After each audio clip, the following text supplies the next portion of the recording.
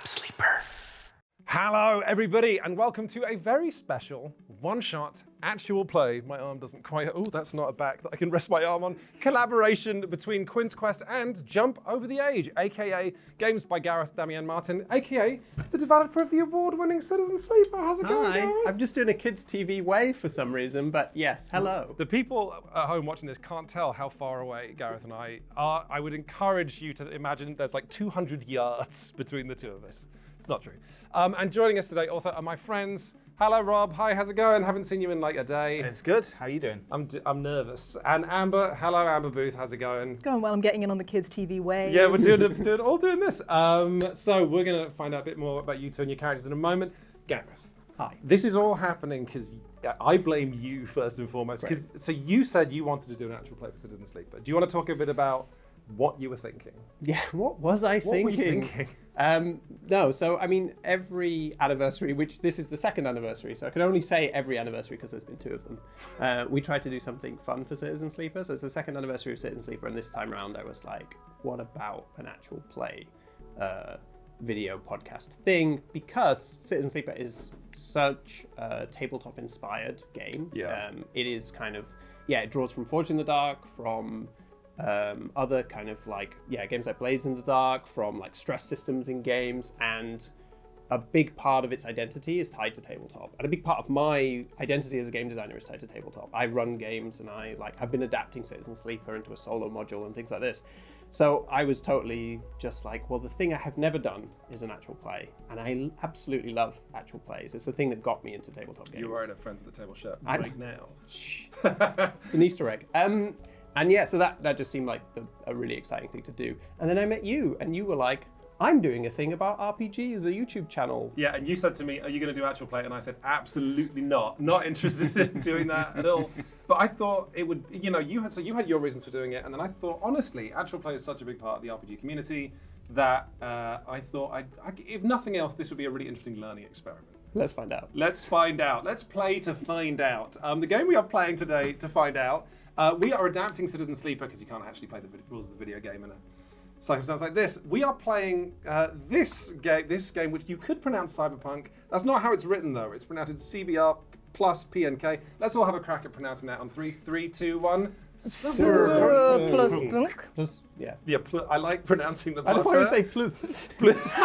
Is it? It has a vowel. We can just say plus. Doesn't matter. Here's what we're doing. We're going to be playing this game. This is designed for Cyberpunk one-shots. Use Forged in the Dark rules to create a game that's a bit like Cyberpunk Red or Shadowrun, but the rules are simply 2 takeout menus of incredibly dense, very small writing. And we've Citizen Sleeperified them a bit. If you don't know much about Citizen Sleeper, what's the one-sentence way to describe Citizen Sleeper, guys? Compress years of your work and artistic life into a tweet. Well, luckily, because of video game marketing, I've already done that. It's called a tagline. The tagline for Citizen Sleeper 1 is role-playing in the ruins of interplanetary capitalism. Great. I'm glad I got that right, because it's very embarrassing when you get your tagline wrong. And the tagline for Citizen Sleeper 2, which is we're playing kind of more in the Citizen Sleeper 2 world today. We're playing in the belt, the Starwood Belt, which is part of the universe that Citizen Sleeper 2 takes place in. And the tagline for that is role-playing at the edge of a system in crisis. The pun system in crisis is intentional, yes. What's the pun? Well, like a system in crisis, like a solar system in crisis, but also like capitalism. Oh, hey, you know what, you three might be making the system slightly more in crisis at the end of this one shot. We're going to find out. So let's talk briefly about your characters. Rob, hello. Hello. Close friend of mine, Rob Morgan, in my actual home role-playing group, but also professional, you work in AR, VR. I told myself I wasn't going to introduce people by their careers, but I've started now. So you can just say, am I correct, yes or no? Yes, you are. Great. And today you are playing, what is your character in, again, sort of like tweet format? Okay, so Gimbal is an older, not gentleman. Gimbal is a grubby, sort of probably 75-year-old. Picture bald, but with like a terrible, grimy grey ponytail, shades and big hairy ears, bald as hell, loads and loads of tin jewelry. He's a heavy metal coot. He's a holdover from the older days of Citizen Sleeper. Hawaiian shirt with the sleeves torn off, and then just like flight suit, sandals, terrible square yellow toenails. Oh He's, no, I was no. fine with you. Too far. What? It's always the one more detail.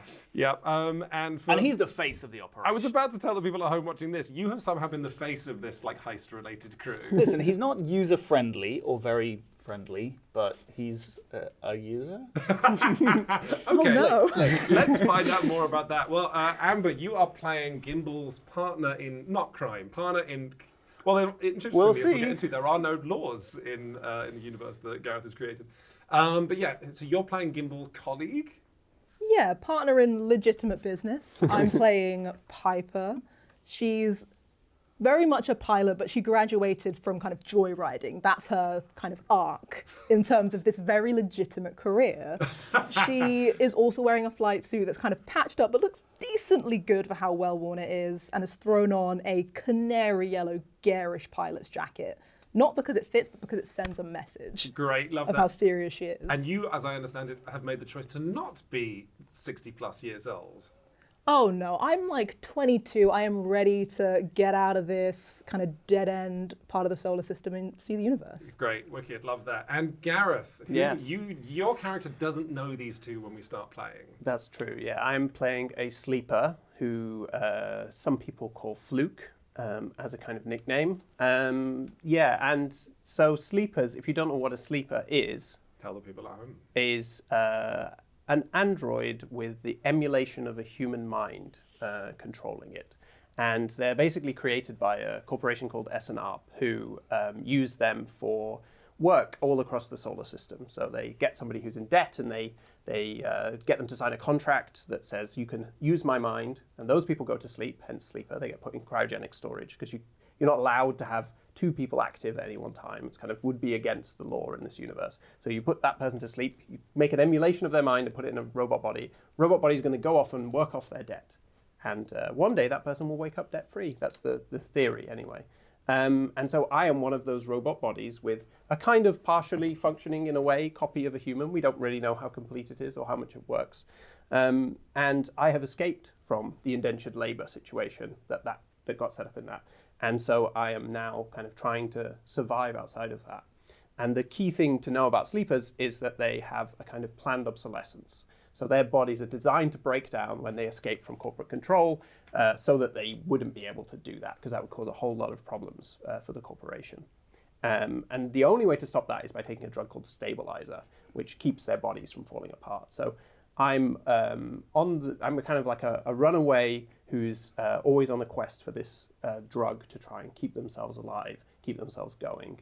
And my appearance, I have vinyl skin.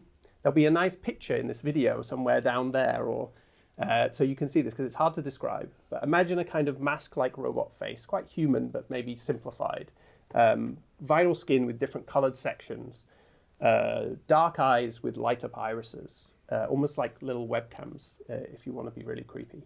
And I'm wearing 2 hoodies and a large puffy jacket, and many crossbody bags, because sleepers kind of wear clothes like accessories rather than as clothes, because they have self-regulating robot bodies.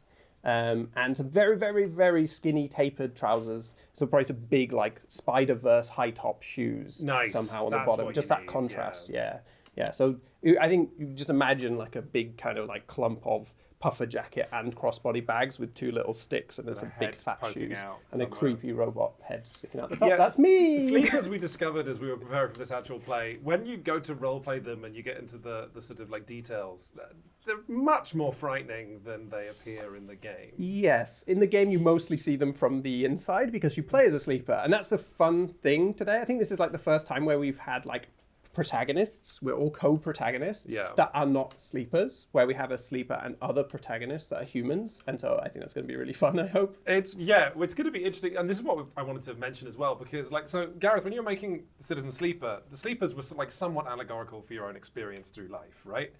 They're not just necessarily robots. They are symbolic of some element of your lived experience, and people playing the game have found they can be allegorical for some element of your gender or racial identity. I don't know if you want to talk a little bit about what sleepers represent for you, because what I want to flag as we go into safety tools for this actual play is you're in the situation of putting a lot of your some challenging stuff into a kind of vessel that was your art, and now we are encouraging you to climb into that vessel and experience all of it, all of those feelings. Yeah, it's like I took a suit of, like a kind of diving suit, and I just got a giant tube and I filled it full of my issues. And now I'm like climbing into it. Yeah. And it's like, probably about as comfortable as climbing into a diving suit full of cold water already. But actually, I think it's, it's something that's really exciting to me in this moment to kind of be like, I'm going to be a sleeper or role play a sleeper or kind of like experience some of that. But I think also like, the sleeper was kind of invented, not necessarily as I would say like a metaphor, right? Not like a direct translation of some experience, but instead inspired by a lot of the experiences of precarity that I had, like working in gig work, also experiences of kind of dysphoria because I'm non-binary, and a big part of that is kind of how you identify with your body. But I don't really think of like, and then the sleeper is kind of like really just a metaphor for trans people. It's very much like I'm just drawing on my experiences and other people's experiences. And I think that's been hopefully the kind of slightly more universal quality of the sleeper when people have played the game. Other people have picked up on things that I don't know I put in there because we all do experience the same reality somewhat. And I think more people then maybe think about it, experience these kind of things. Like we all have moments of disidentification. We all have moments of depersonalization or where we don't feel like we have enough energy, or we feel, and all of our bodies are falling apart over time. I'm sorry to say. Speak for yourself.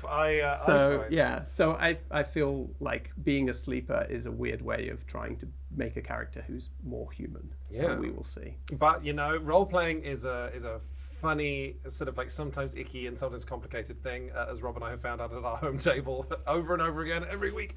So we are going to be playing with some safety tools today. We're going to be playing with the one I like to use, which is called Script Change, which is where my players are always free at any point. You can all shout, pause.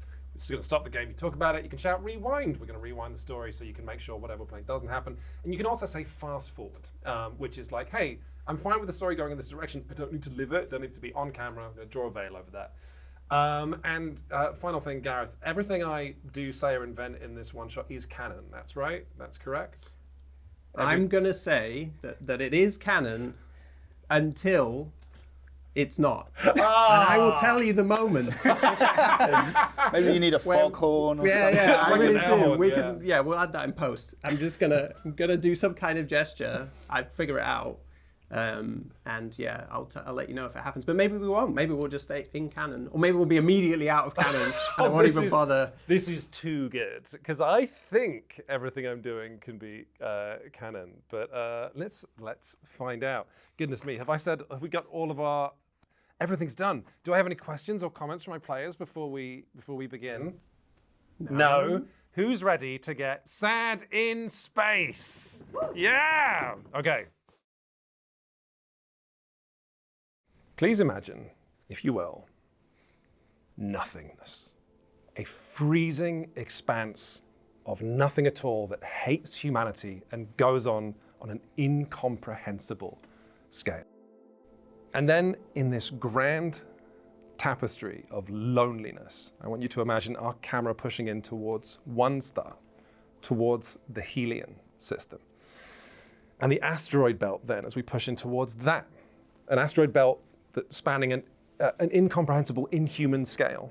And then we're going to push closer towards that, towards the starward belt, where light is reflecting off the few tiny pieces of abandoned corporate gigaprojects where you three live.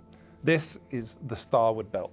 Once used by the Solheim Corporation to extract minerals and send them back towards the core systems, when Solheim was declared defunct, bankrupt, the stroke of a pen, light years away, and all of its executives were evacuated. The workers, you three, and tens of thousands of others were left behind to figure out what life means for you now. Let's meet two of those workers as we push in towards the unofficial capital of the Starward Belt, Darkside. I would like you two and the people at home to imagine huge honeycomb-shaped hexagons pointing towards the star itself, solar panels ridiculously, absurdly vast. And our camera is going to slide past those enormous solar panels to reveal what's on the reverse of them. The city of Darkside, the unofficial capital where ships and habitats and shipping containers have all been tied together, welded together, creating a warm, dark, cyberpunk warren of humanity. And this is where you two live. I like to imagine our camera pushing in one last time towards a single window of a ship that has been fused with all of this other abandoned corporate material. And on the other side of that window, we're going to see Gimbal and Piper. Love to see Rob already getting his old man hunch on. You two, hey, give yourselves a congratulatory high five. You are one job away from actually paying off the ship that you two leased together. Come on, let's celebrate. Yeah.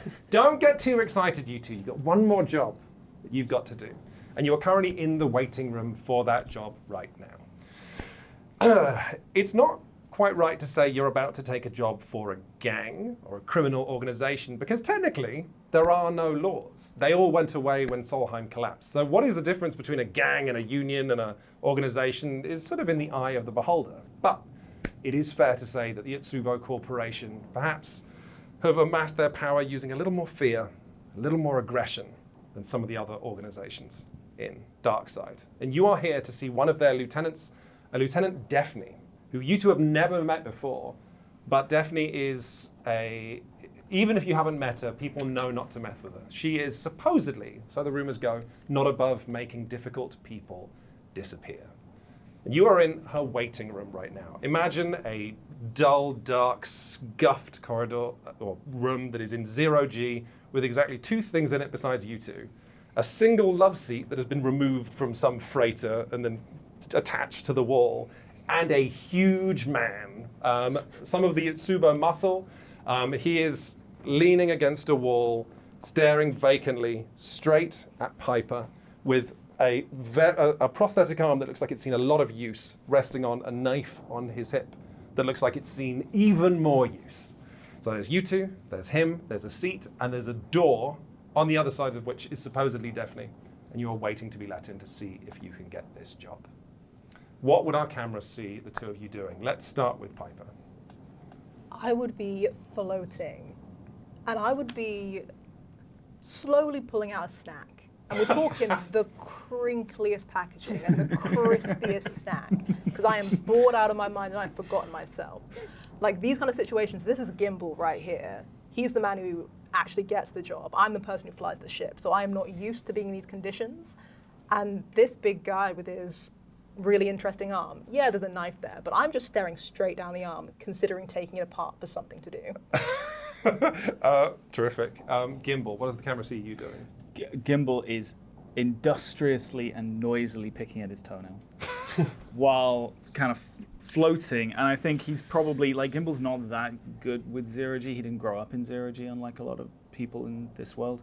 But I think he's probably just going to try and, like, float in between this heavy and Piper just to try and break his gaze and instead make him look at my feet and this small halo of particles that have developed. Do you want to describe to me how you are catching toenails so they don't go sailing off and start pinging off the walls? Why would I want to do that? Oh no. Okay, right. It's going to be that kind of session. Is that what we're doing?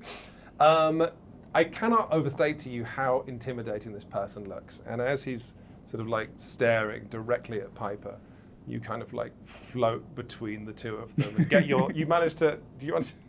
Let's just get ourselves warmed up. Would you like to give me a roll to see if you can exactly float between him and Piper so that your toe is what ends up breaking his sight line? Okay. I do not have athletics. I do not have anything in the way of combat. We're going to figure out your approach first. This is like a little tutorial for the people at home. You can always roll, rather than stats, you've got different approaches, which are aggressive, smart, empathetic, or stealthy. I'll let go on. Can we say empathetic for this one? I mean, it's I'm not being very stealthy about it. You're trying to block it. You're sort of doing it to preserve, like not like Piper from getting potentially shanked. Diplomacy. Well, it is vaguely diplomatic, That's diplomacy right there. Hey, great, I'll you take sold that. me. We'll do empathetic, and then I don't particularly think this is a skill. Unless this counts as streetwise? Let's say yes, because let's see what happens. Oh, I'll take my streetwise dice. Okay, amazing. First roll of the session. We're looking for 6s. That's 2 4s, a 2 and a 1. 2 4s. So in this system, we're only interested in the highest dice, but I do like you selling me on all your numbers as if they could somehow add up to a 6. That's going to be a success with a consequence. So you do perfectly get your horrible toes directly into this huge guy's eye line. And the consequence is going to be this man wakes up, snorts, looks, sees your toe, frowns and goes, oh. And then looks at the two of you and goes, has she still not let you in yet? And looks at the door over his shoulder. You two have been waiting here for something like 5 minutes. It's still here, buddy. And he goes, oh, bam, bam, bam, bangs on the metal door. Immediately hear a voice saying, let them in. Was this a test? Were we supposed to bang on the door? Was this? He goes, Did sorry, we fail the test? I was up so late last night. Oh, good. What are we up to? Oh. So he's going to tell you because he's just sort of woken up, and then he realizes he's talking to just the most disgusting old man in Darkside. And he frowns and just decides to focus on opening the door. Which I imagine opening in a sort of sideways, sort of Star Trek or Star Wars way. Yeah, that's allowed. Yeah, the amount of times narrating this game that I have to look at Gareth. No, please don't. It's fine. I'm totally. You've had me since Starwood Belt. I'm totally. As soon as I said it's the now. incredible. No, it's actually magical. I feel like I'm inside the world of my own game Really? in a way. It's very exciting. I'm very excited. That's terrific. We're just here to have fun, everybody. Okay, so the door is going to open to a scene that is you're sort of entering the spider's web. Gimbal, you get a peculiar flashback of back when you worked for the Solheim Corporation before the collapse, back when you were a tiny young bean counter. You are looking into, this is like the room you would go in to get told off by management. You can see, the room is almost pitch dark. It's illuminated only from a slate that is projecting a video on the face of a woman sat behind her desk. You can see she is wearing the very expensive, shiny black vinyl of an old, executive's jacket that must have been left behind, the kind of things that there are not many of. She has a wild mass, Medusa-like mass of grey hair that has only been half tied back and is sort of floating around her head. You can't really tell her skin color because all you've got is this black and white and some pops of color playing across her face in an otherwise dark room. She is sat behind the desk, and there is nothing in the zero-G environment for you to grab onto. It's sort of like a power play that if you were to float into the middle of the room, you would continue floating towards her desk, and that doesn't seem like a good idea because she has a gun not on her desk, but just on a little rack, a very small pistol. The troubling kind of low kinetic energy pistol that you could use to kill someone or break a bone without potentially popping open a window or opening the hull. She's just looking at you, and she says, oh, hello, my lovelies. Oh, aren't you colourful? She says, with a bit of acid, your two Hawaiian shirt and yellow jumpsuit. What do you do? I've immediately made the mistake you just described. I've gone full gung-ho, so ready to get into this meeting that I am sailing straight and I bounce off her desk. Great. She just looks at you as you get closer and closer and closer, and she's not going to push you away. She's just sort of seeing how close you'll get. She has the look of as you get closer and closer, that light is just reflecting off her eyes. She looks like a spider that you are floating towards the center of its web. How are you going to push yourself? You get to the desk, and do you stop yourself? Do you push back? What do you do? I grab a hold of the desk, and I'm far too close, but I've come this far. So I decide to just double down and introduce myself with just far too much energy and enthusiasm What for does the that sound situation. like? It sounds like, hi, so I'm Piper, pilot of the Scarlet McCaw, and this is my friend Gimbal. Gimbal, where are you in all this? Gimbal's desperately trying to decelerate by but it's messy. Okay, great. You spray old man germs across. It sounds like the two of you end up pretty much shoulder to shoulder on her desk. First impressions. I was gonna say, she's not intimidated exactly, but she clearly has an amount of personal space she doesn't like. She's leaning back into her expensive chair and pushing herself away from you. She turns the screen off as you guys were getting close enough to be able to see it, and she says in something that you can't tell if it's a joke or serious, interrupting an old woman watching her pornography. And then she lets that hang in the room for a moment and then says to you in a conversational fashion, Why are you with this old gasbag, darling? Wouldn't anyone else have you? Honestly, he's the only one crazy enough to let me fly the ship.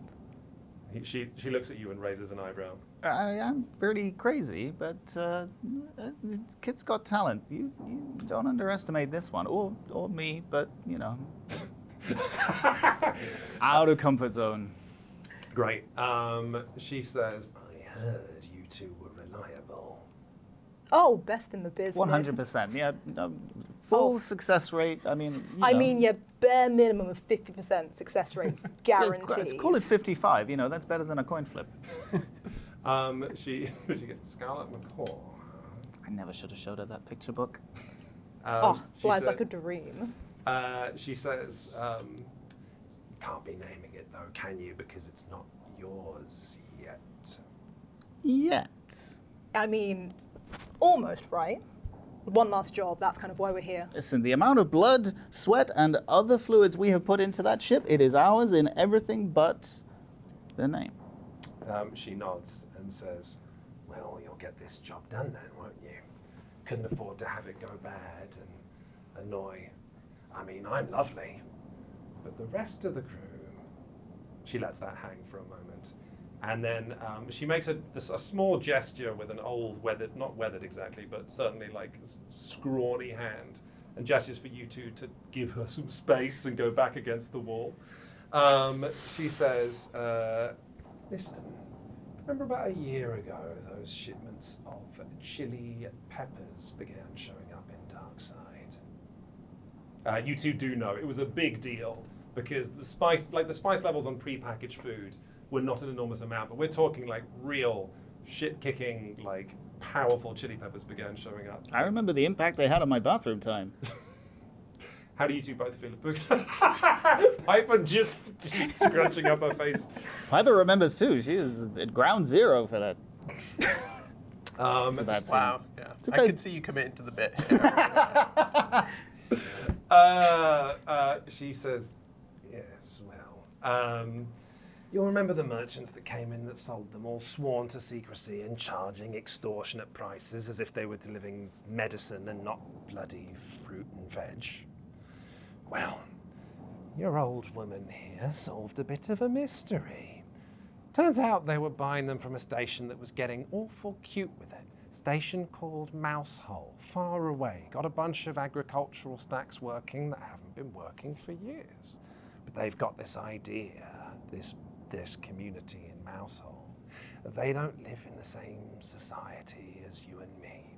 Oh, sure, they'll sell their fruit and they'll receive ice and spare parts, but they like to imagine that they're independent.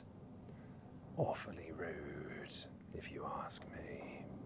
So, they won't be receiving any payment from their previous partners. You two will be delivering the first payment from Utsubo. Generous payment as well. You were going to say something? Just checking in that they're expecting us, right? She, from this point on, she never addresses Piper in the conversation. She's entirely focused on Gimbal.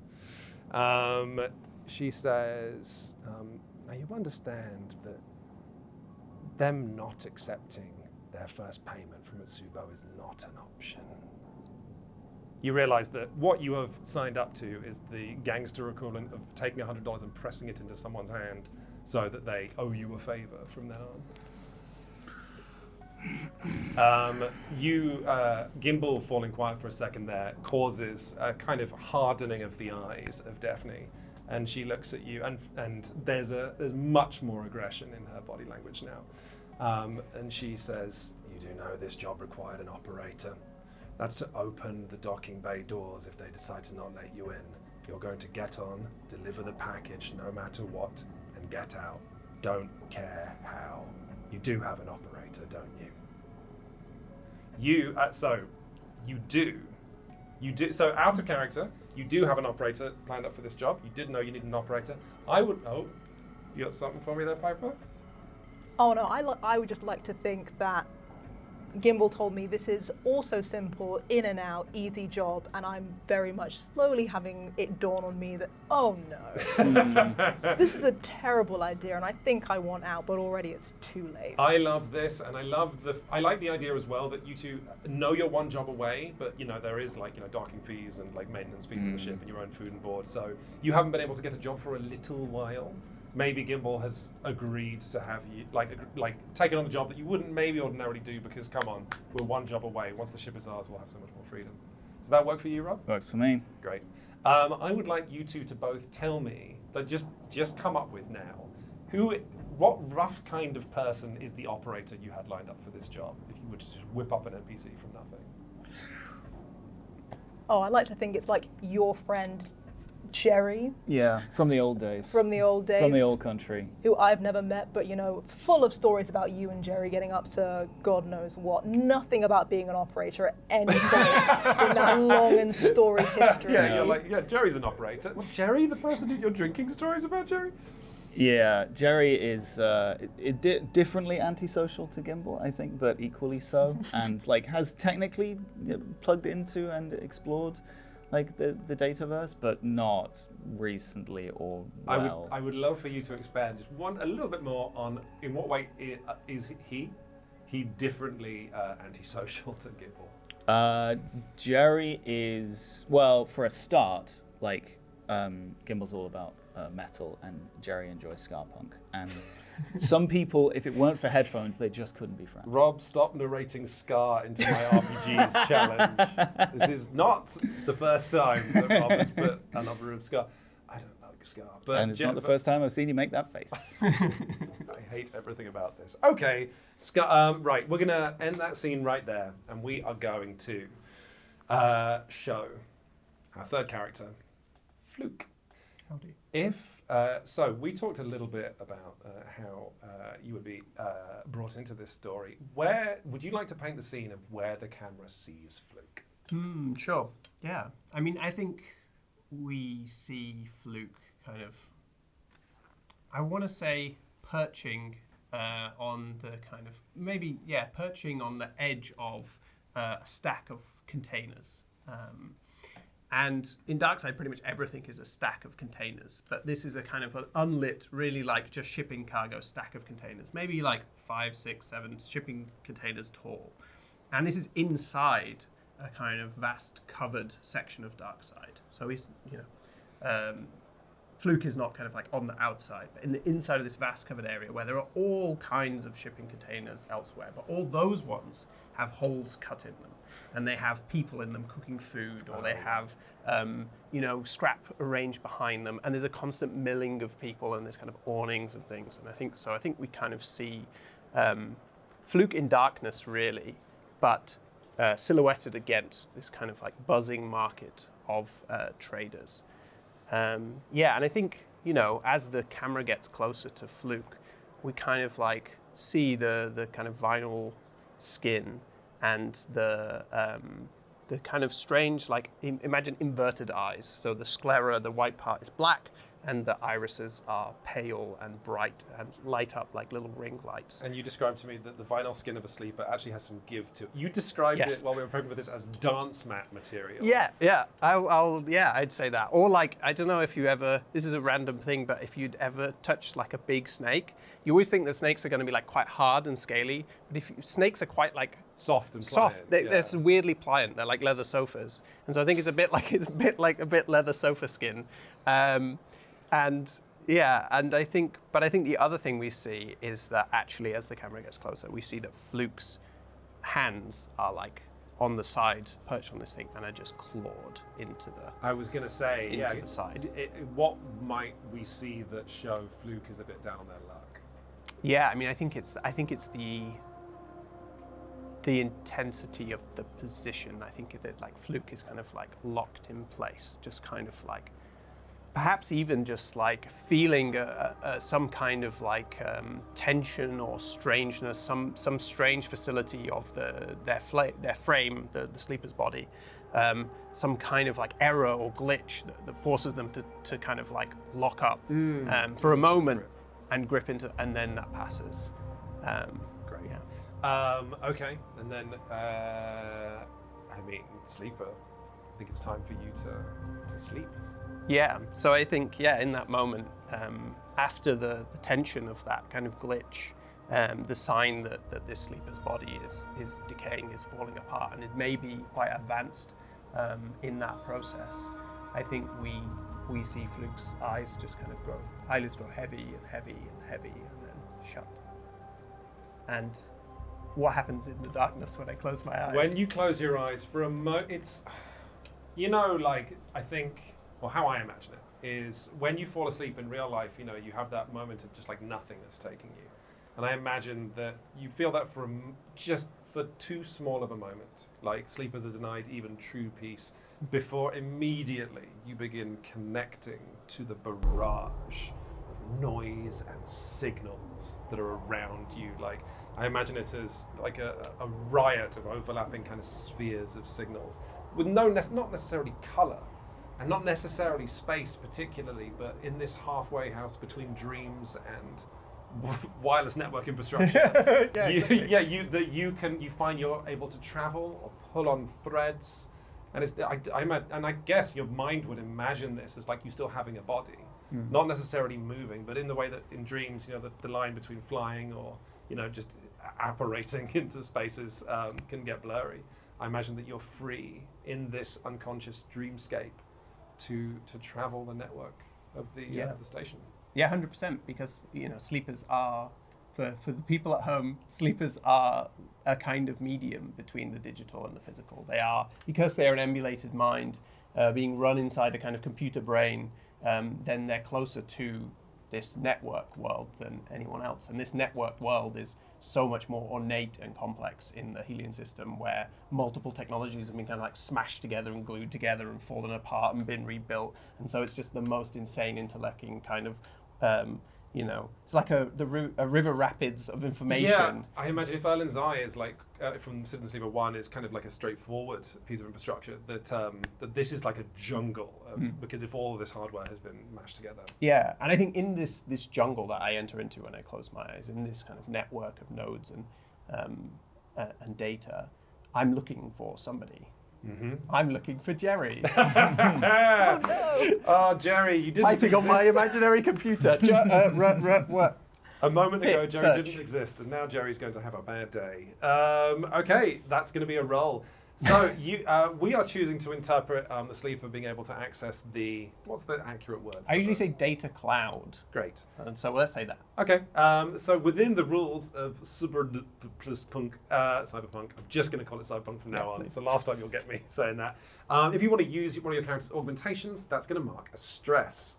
Ordinarily in Cyberpunk, you start with 0 stress, like you do in Blades in the Dark. However, because Gareth's sleeper, because Fluke is very rapidly, currently in an advanced state of decay and needing stabilizer, that's going to take you from 4 to 5 stress out of a maximum of, well, just don't hit 6 and you'll be fine.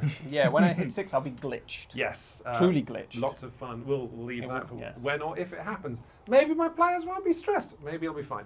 Okay, yeah, so this is going to be, you're going to mark that stress to use the augmentation. I would still like you to make this a roll. Yes. So what's it going to be? I think it's going to be smart. It's going to be smart. And Although I would probably let you use different approaches in the data cloud, because this isn't necessarily hacking. It's something true. more. But I'm really smart, so I'm going to use smart. Fair. And I think maybe it's analyze. Looking as for opposed people. to coding, because coding would be implying Great. hacking something. How many dice is that? It's 3 d6. A whole 3. Do you want to push? Which would No. You just told them how little stress I have that available. would be 2 stress, which would mean Fluke. I was immediately glitched at my first roll. I mean, look. All I'm saying is it could be fun. No, it's fine. Do we get it? 6. Come on. Clean, okay. pure success. That's no good. consequences for you, GM. If Fluke had completely botched that roll, that might have been the end of the adventure. You would just have to sit there. Fluke dies. Yeah, did you have to take on the role of Jerry? Who I understand is awful. Yeah. Okay, yeah, you are able to kind of like, I imagine it almost, I don't know, in my head it's like a really satisfying hard level of a video game where you have a grappling hook and you're just sort of, pulling yourself through the station, but doing that with some kind of like complicated, looking up databases and looking for maybe some kind of, there's got to be some kind of database or like, I mean, maybe the name Jerry is tied into some, like, cafeteria somewhere that keeps tabs on people. Maybe you connect from bar tab to bar tab. Yeah, and you right. eventually find a location. And yeah, maybe you're even. Would you be able to see through a camera? Does that make sense? I don't know. What I want to describe is that Yeah, let's do some that. old heat sensor gives you like an almost like grayscale, hazy, like little pinpricks of almost like a room. Have you ever seen those maps of like a Roomba's idea of what an apartment looks like? Yeah, this is on point. There's no. I love. Yeah, that is 100%. The technology of the Citizen Sleeper universe is like. We don't have security cameras, but we have a Roomba that we've glued to the ceiling of this bar. That has gone everywhere. and it is wired up to everybody's computers. Perfect. Yeah, great. The Roomba's poor network infrastructure is currently saving the day for you right now. Yeah, no. So you see like a bed with a large old. You just see a shape like a mound in some bed sheets, sort of like slightly voyeuristic. But you have full access to all of the electronics in Jerry's apartment. In fact, as you are watching, you see in like a sort of like there's this haggard figure, like because you're watching through a delay and it's through a dream that you're having, you see this haggard figure kind of step up, and what you think you see happens is like a swing of an arm reaching for some kind of computer, looking at the time, and then this big pantomime like, as Jerry realizes what time it is and that Jerry has a job to do. I think if someone was with Fluke where Fluke's body is right now, I think they'd see Fluke's lips move in saying, "I'm sorry," and then I would shut down all of the door controls to this room and lock up Jerry tight. That's great. I wonder if that should be. Yeah, come on. There could be consequences to this. That's what I'm going to give you one more roll. Let's go. This is going to be, I think, hacking. Yes, so I have a expertise. Oh, great. In hacking. So I'll still let you use smart, but just because I'm being friendly for now. So expertise will let you slop a dice to have more of an effect. So in this case, that's not particular, or like potentially less of a threat. So but that would mean either way you're spending less. You've got less. I think I'll dice. just roll a 4. I think for this one, but I will keep that in mind. Let's see if Gareth can roll a 6 challenge. As players of Blades in the Dark, we familiar with. 5. That's a 5. That's a 5. Okay, great. I'm gonna say that you are pretty sure you locked the doors just fine. Hortensia's. Congratulations. I hate you. Would you like to resist that? No, I have to. A fun Stop thing it. about Blades in the Dark and Forge in the Dark is that when the GM narrates the results of a dice roll, any player can resist by basically marking stress to say it doesn't happen. So it's fun because players can narrate, GMs can narrate players like fully dying, and a player's like, no, that doesn't happen. However, Fluke is so stressed that Gareth will not be doing that. No, I won't. I'll just say, yeah, that's done. All right. So I'll just open my eyes. Great. Just open my eyes. Let's jump straight to you two getting the ship ready to leave. There are 2 large crates that, I mean, you haven't looked in yet. What could they possibly contain? That's up to you two. But let's just say you two are like, you've just loaded these 2 crates into the belly of your ship, which we will describe when Fluke arrives. Maybe you're looking at each other wondering what's in them. And then let's jump straight to Fluke. You arrive at the hangar, floating through the doors, grab a pipe, stop yourself. Would you two like to narrate was it the Red Macaw? Scarlet Macaw. Scarlet, I knew it, see, I was like, Red Macaw sounds rubbish. Scarlet Macaw. Is the ship red? Oh, of course. I just painted it. So excited that we're about to own this ship. I'm like, I couldn't contain myself. Oh wow, this is like almost that's jinxing it, is what I think that sounds like. Would you two like to describe the ship from the outside to begin with that Fluke sees? I mean, I would say that this is clearly an old rig that's been cobbled together, but cobbled together with so much love and care. It is shockingly sleek, like almost impossibly well maintained at this point, considering everything else is already seeming to be falling apart around it, at least on Dark Side, and also with a sweet coat of red paint. Is it Okay, great, love that. Yeah, it's a fancy red Frankenstein. It's in great shape. It is made from other bits, but like it's well formed. Is it like one of those things where you've kind of just painted over the whole thing? So even where there's like bits that don't match, it's just kind of like still all the same tone of red? Piper's not great with masking tape. Oh no, you can there are windows which I clearly just blasted straight over and then amazing. had to like take a screwdriver to chip it back afterwards. Yeah. Thorough. So you two Jerry is late. Jerry, you are like you've just got the crates in the ship a while back. They're sort of like it's a very sort of like pregnant moment that you're like looking at these Utsubo Corporation shipments.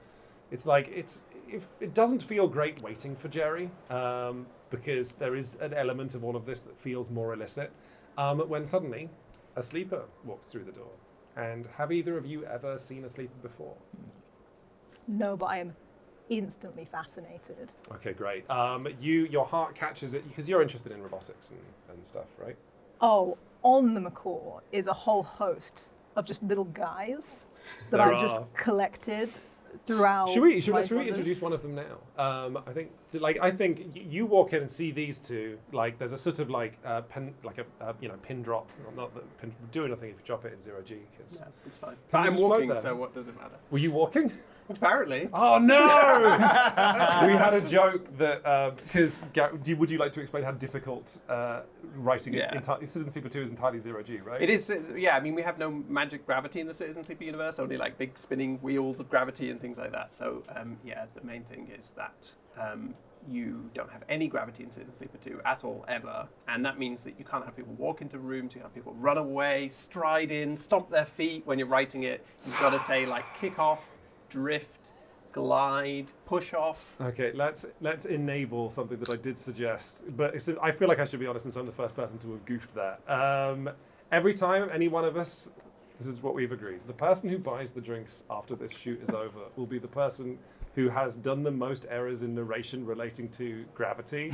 I didn't even hear myself say walk. That's very annoying. We said it twice. It's fine, let's get on with the game. No. Let's call it out immediately. Okay, my number is 2. Great, but I want us on each other like hawks. All right. Damn it. Okay, you two are watching these two. Very tense moment, and everyone's quite still. You two are not expecting a sleeper. You were expecting someone to show up. You were expecting Jerry and not a sleeper. However, some people do say that sleepers tend to make very good operators. So this might not be a coincidence. Breaking the tension. A toolbox with tiny thrusters, like a large. Is it red? What color is toolbox? Oh, Toolbox definitely got caught in the red spray paint. Recently, like Originally recently. green, but now just mostly red. Okay, great. Toolbox shoots out. You can see, like, as a toolbox just floats out, and then thrusters fire to rotate. You see that in addition to 2 antennas that look at you, toolbox also has a face drawn on the end of the toolbox. Toolbox also freezes. And the room is full of tension again. What do any of you do? I think because I know that I am taking someone's place here, that I probably need to go first. I need to say the first thing in this situation. So I think I'm just gonna say, Jerry sent me. I'll be taking the job, and then I'm just gonna go, just like keep drifting, just kind of, just really try to like just. Like no sell the whole thing. Just like I'm taking the job, and then just like go straight for the entrance to the ship, head down. Well, toolbox goes up and then sort of like rotates and watches you. So, do either of you two stop this from happening? Jerry sent you. What's Jerry's surname? Do I know Jerry's surname? Give me a this straight smarts roll. I mean, honestly, I'll let you use your analyze to see if you, because I did say you got access to a whole. You know his database. address. Just a straight smart roll. Okay, You can chuck analyze on there as well if you. Okay, yeah. Let's make it 3d6. A 5. That's a mixed success. What is going... I wonder. Where's my exciting GM list of consequences? I mean, it's really between the two of you. I take the level 1 harm, confused about someone's surname. Level 1 harm seems brutal. No, Oh yeah, confused about someone's surname. To be fair, Gimbal may not know Jerry's surname either. He's not a great friend. You're just asking for your records. I You're just like, want to see the look on your face. Like, you know, but you look very immediately suspicious. I guess maybe that is I the think that's consequence. it. I think, Fluke knows, but I think Gimbal is able to tell something isn't above board. But all kinds of things aren't above board about this job. Then the principal thing is Jerry is not normally organized enough to arrange cover for any of the Yeah, I jobs definitely don't know that. he's screwed up. So Maybe it's more that. Maybe it's more that, like, the whole idea that I would know the surname. I feel like I'm going to have to hit the cannon klaxon, though, if we say a surname, because nobody in Citizen Think has ever had a surname. I screwed that up. I love that because Yeah, yeah. So really, it's But like, no, we have a. It's fine because we're not saying it. We'll leave it to the hand waving. unbelievable. Wow. So I will. I'm like, yes, I do. Well, the story checks out. We're kind of out on a limb here, kid. We don't really want any new blood. What's the person who gave the job's name? And would I know it? Daphne. Would Would you know it? I mean, we've hand-waved some of this plot, but you would know that Daphne was looking for a job with an operator. Yes. You could have been plugged into the scene enough to know that the operator they were going to use was Jerry, and then you've locked Jerry in Jerry's bedroom. So I think because I'm playing the name-dropping game, I think I'd just be like, kind of pass through your conversation in a way, and then turn around and be like, Daphne also said we should hurry. Can we keep them? Oh, okay. All right. We're going to talk about that later. And no. But we probably do need to hurry in case this job turns out to be even worse than I Great. think. And I'm going to try and get on the ship. But, okay. Well, Would you two like to? What? As much as I do love watching you stumble over your words, I would love for you two to describe what the interior of the ship is like. So when you step in through the front door, Gimbal, because he's not good at zero-G, he has a pair of mag boots, like probably his proudest possession, like fur-lined, old slipper, stinky mag boots, like right by the front door, which he comes in and slips into and then clumps along the floor, which he's put like vestigial carpet all along.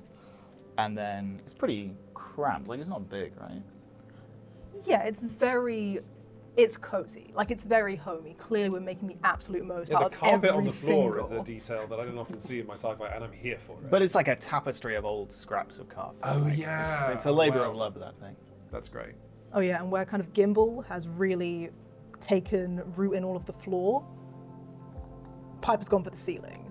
And it's just entirely posters. Posters she doesn't understand. It's more of just like a vibes-based mix of kind of inspirational ideas. So there's like a bit of live, laugh, love. Like there's also kind of like something from a doctor's office. I want the count to show 1 for Amber to catch me up with my 2 for saying ceiling and floor, which I don't Look, think. when you walk on it, it's the floor.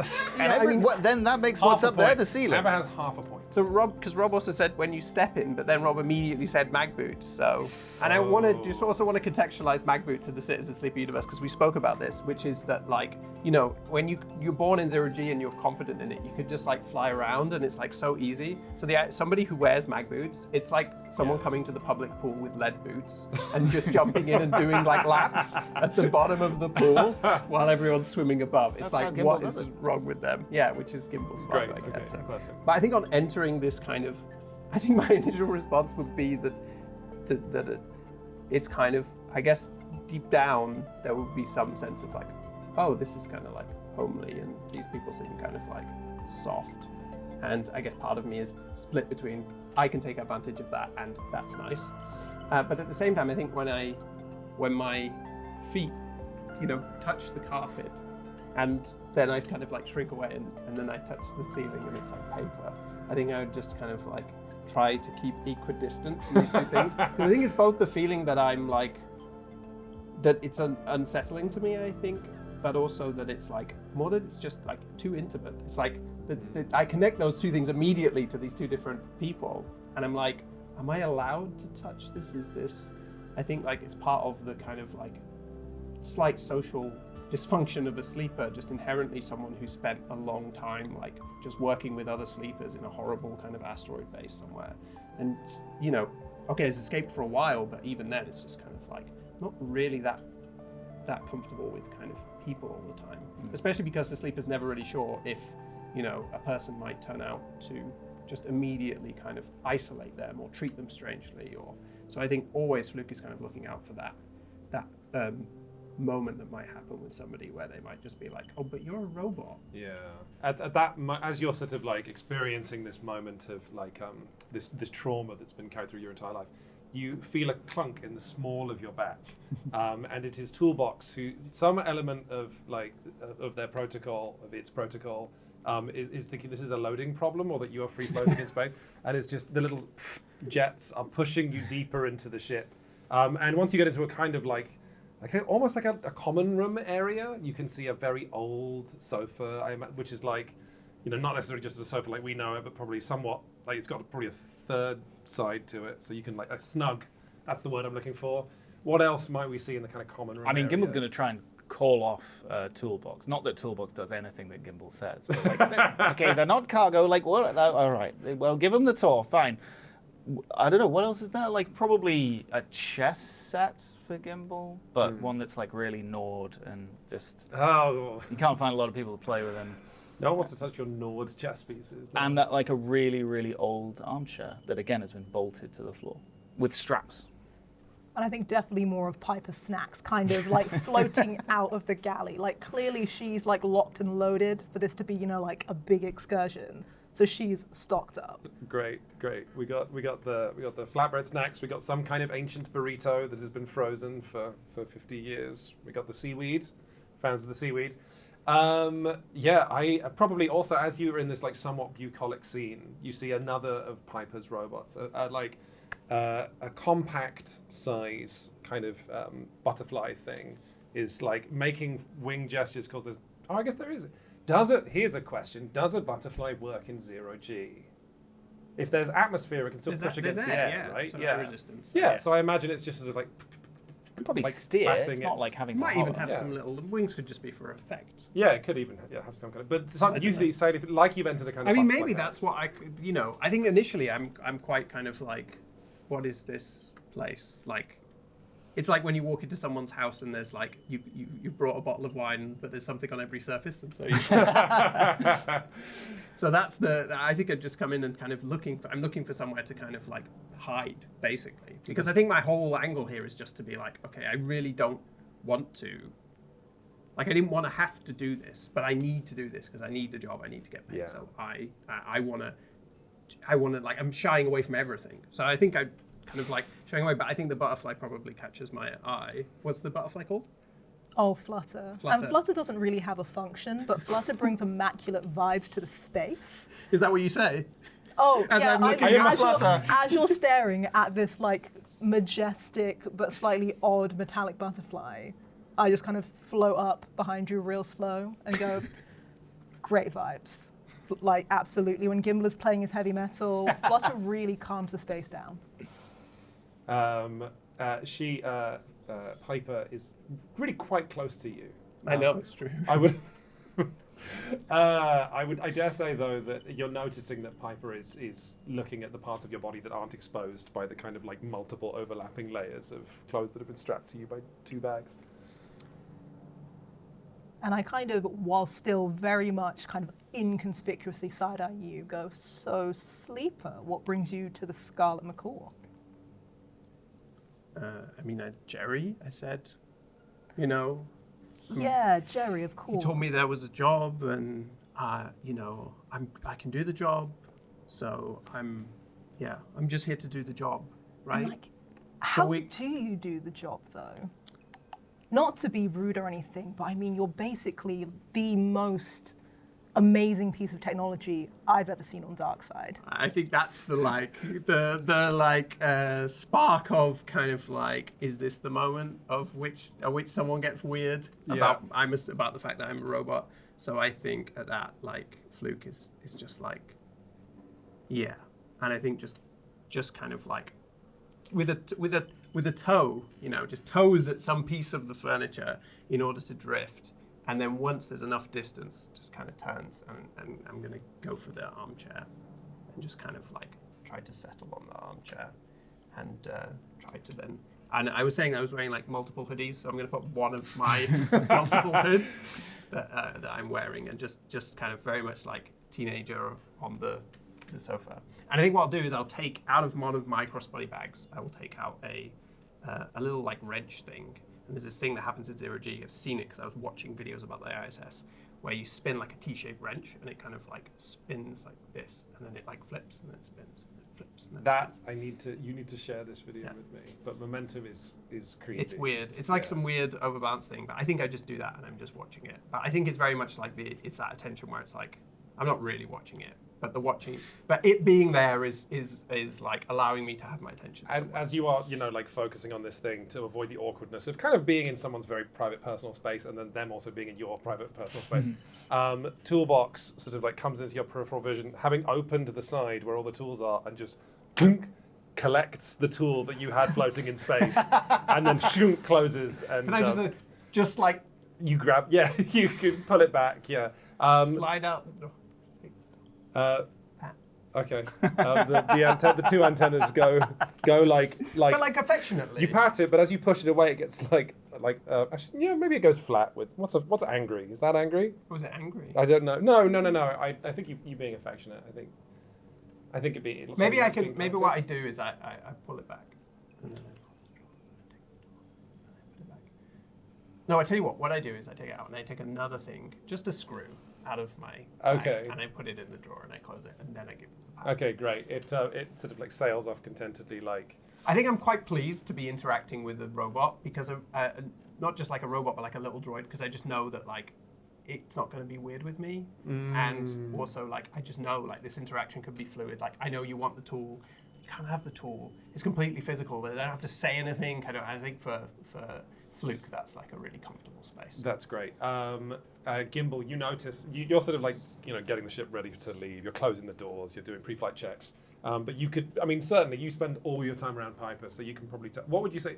Like you've kind of been shut down by the coolest thing you have ever seen.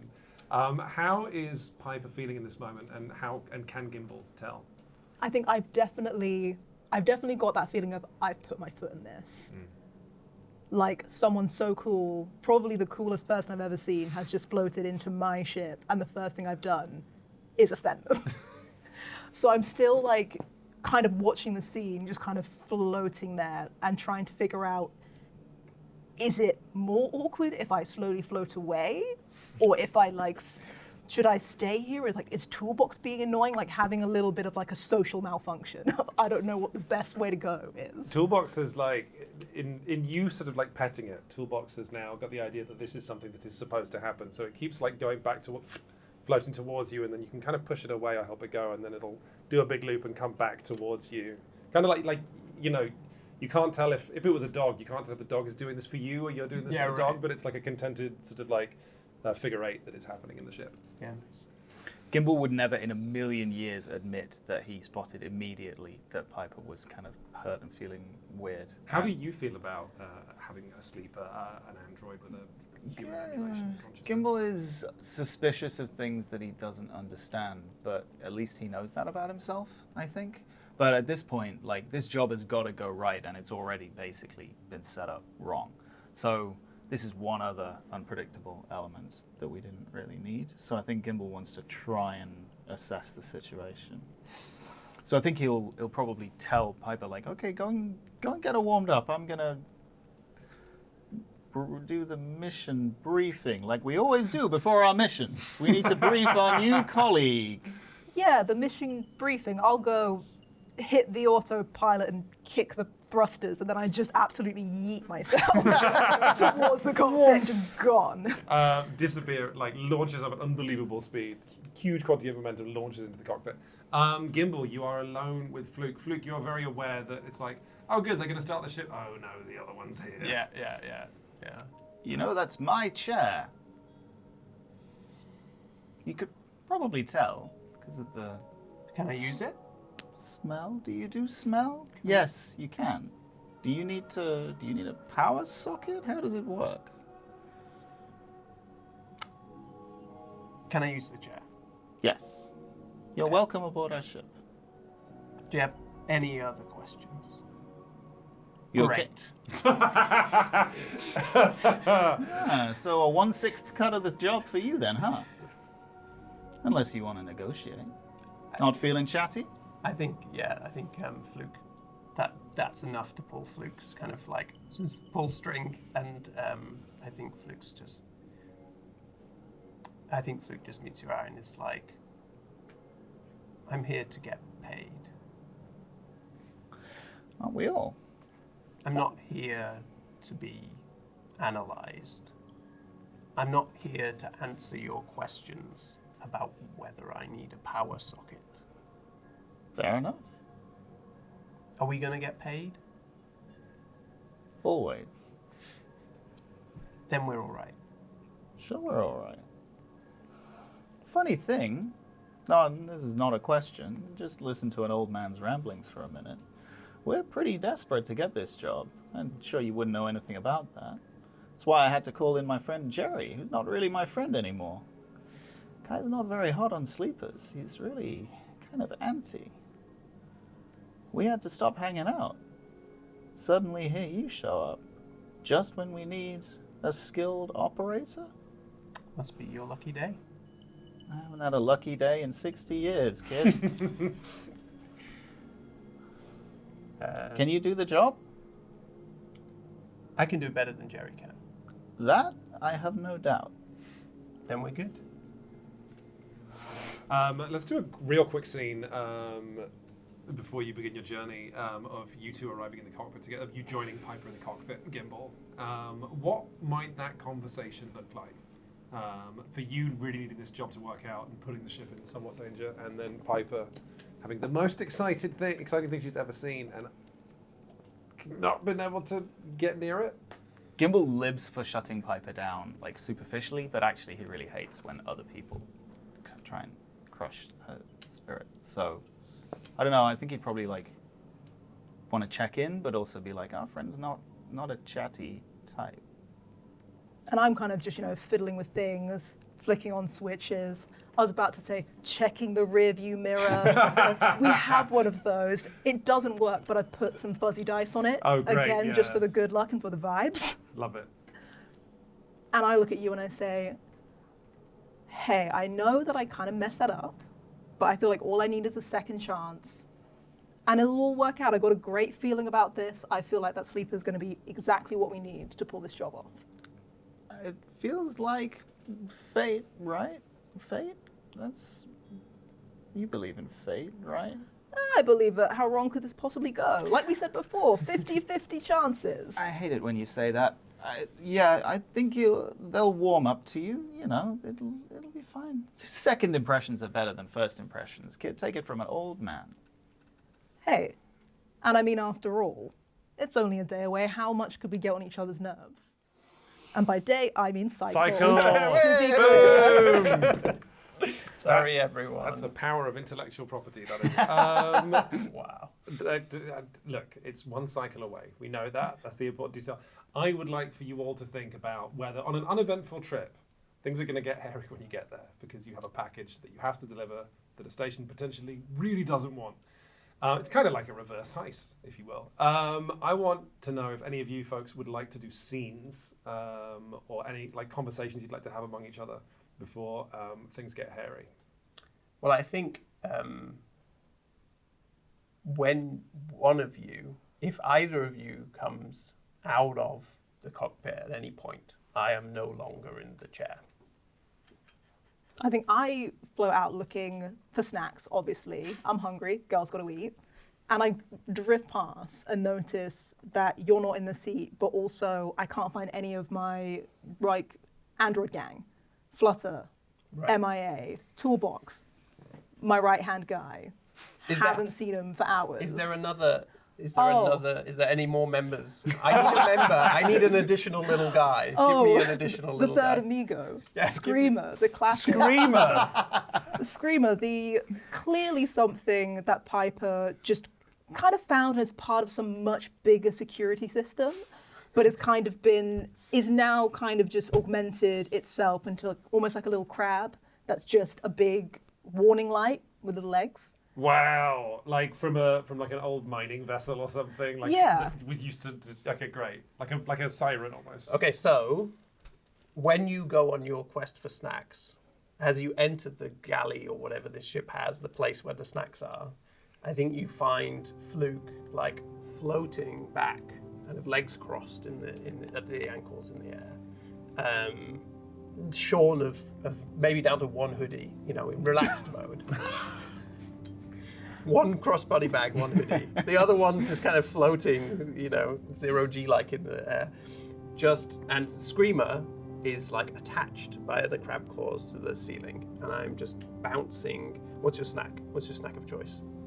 Snack of choice, dried seaweed rolls. Okay, great. So I'm bouncing dried seaweed rolls off Screamer's head, and maybe Screamer is just also kind of like just heading them back to me, and I'm catching them in my mouth. And I'm just looking on, thinking, like a proud mum at my like android children really doing me proud. Oh no, this is also slightly like objectifying this. Like it's like all 4 of my robots are here. my 2 robot children are playing with their food. Let's say all of them are like Toolbox.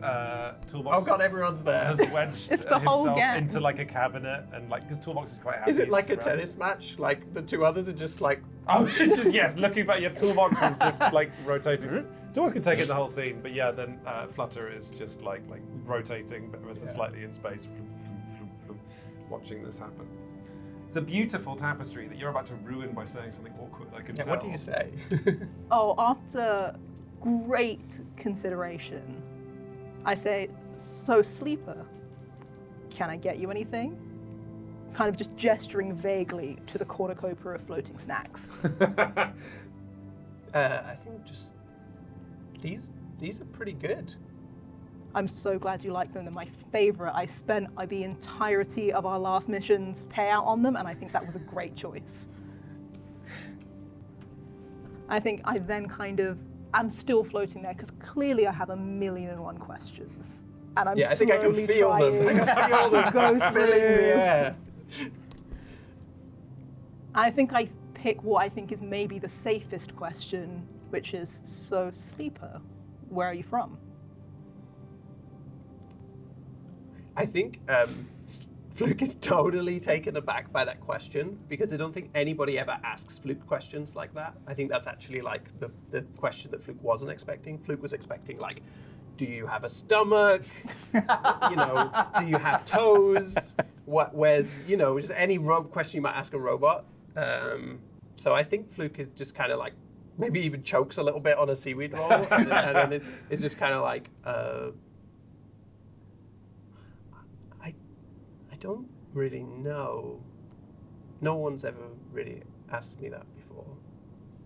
And I'm also still kind of in my awkward phase, so I just kind of start babbling. So I start saying, oh, well, I'm actually from Darkside. I've lived here my entire life, And I really kind of hope that one day I'll be able to, get out and, beyond the system, maybe to a planet with kind of, sky and sea and the other stuff on my posters. You know what I mean? Yeah. Have you ever been there? No, I mean, not that I remember. I mean, I haven't. I haven't been to a planet. I've only ever been in space. That's kind of what we're for. Oh. So there's another version of you out there somewhere? Yeah, that's how it works. Somebody decided that they were desperate enough, or they were bored enough, or they were just cruel enough to sign themselves up to be copied and to be put in a body, and for that body to work, and for that version of them to become a kind of offshoot of their life that will go nowhere. And they would benefit. And the problem I have with thinking about that is that I also know that that person is me. I did this to myself. Or they did. And I think Fluke just kind of like turns away then at that point and goes to like re-coat and re-hoodie and put on all of these kind of like layers. Very literal. I only make literal characters. A very literal relayering of defenses is now occurring in the corner of the room. I think I want to ask one last question. Can I push Oh wow! on this question? Let's see if you can get Fluke to open up. Let's do a roll. You can for sure push. I love that. So let's do. What is your empathetic approach? 1. Great. It's not 0. So it sounds like we're doing empathetic and influence for sure. Do you have any influence? No. Great. We got 1 dice. But if you push, that's 2 stress. Please mark 2 stress for an extra dice. This is great. Whatever she rolls. This is RPG design. 2 dice. 2 dice. Oh. 5s. Double 5s. Double 5s. Okay, well, Come we on. got that's a success with a consequence. So I do think against your better impulses. So describe what the question is and how you push, and then we can talk about how this backfires.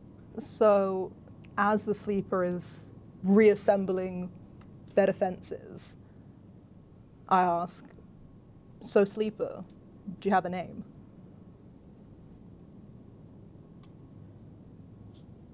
I mean, people call me Fluke. Fluke. Well, I mean, we're almost at Mouse Hole, I think is where our heading Yep, is. you nailed it. So, whenever you're ready, strap in and I'll let you know when we're getting ready for landing. I mean, you succeeded, right? Yeah, So, you want to push a little harder, Amber? You want to so really... you got a success here with a consequence. So I guess that you're allowed to have your one big question, and I will have to answer it. That feels right. Is Yeah, that a I good think that's interpretation? fair. Oh. I think that's good, and we could have something like you do open up and then resent her for it, or Let's see. that's fine. Okay, so as I'm floating away, I can't help myself but ask, what do you think made you do it?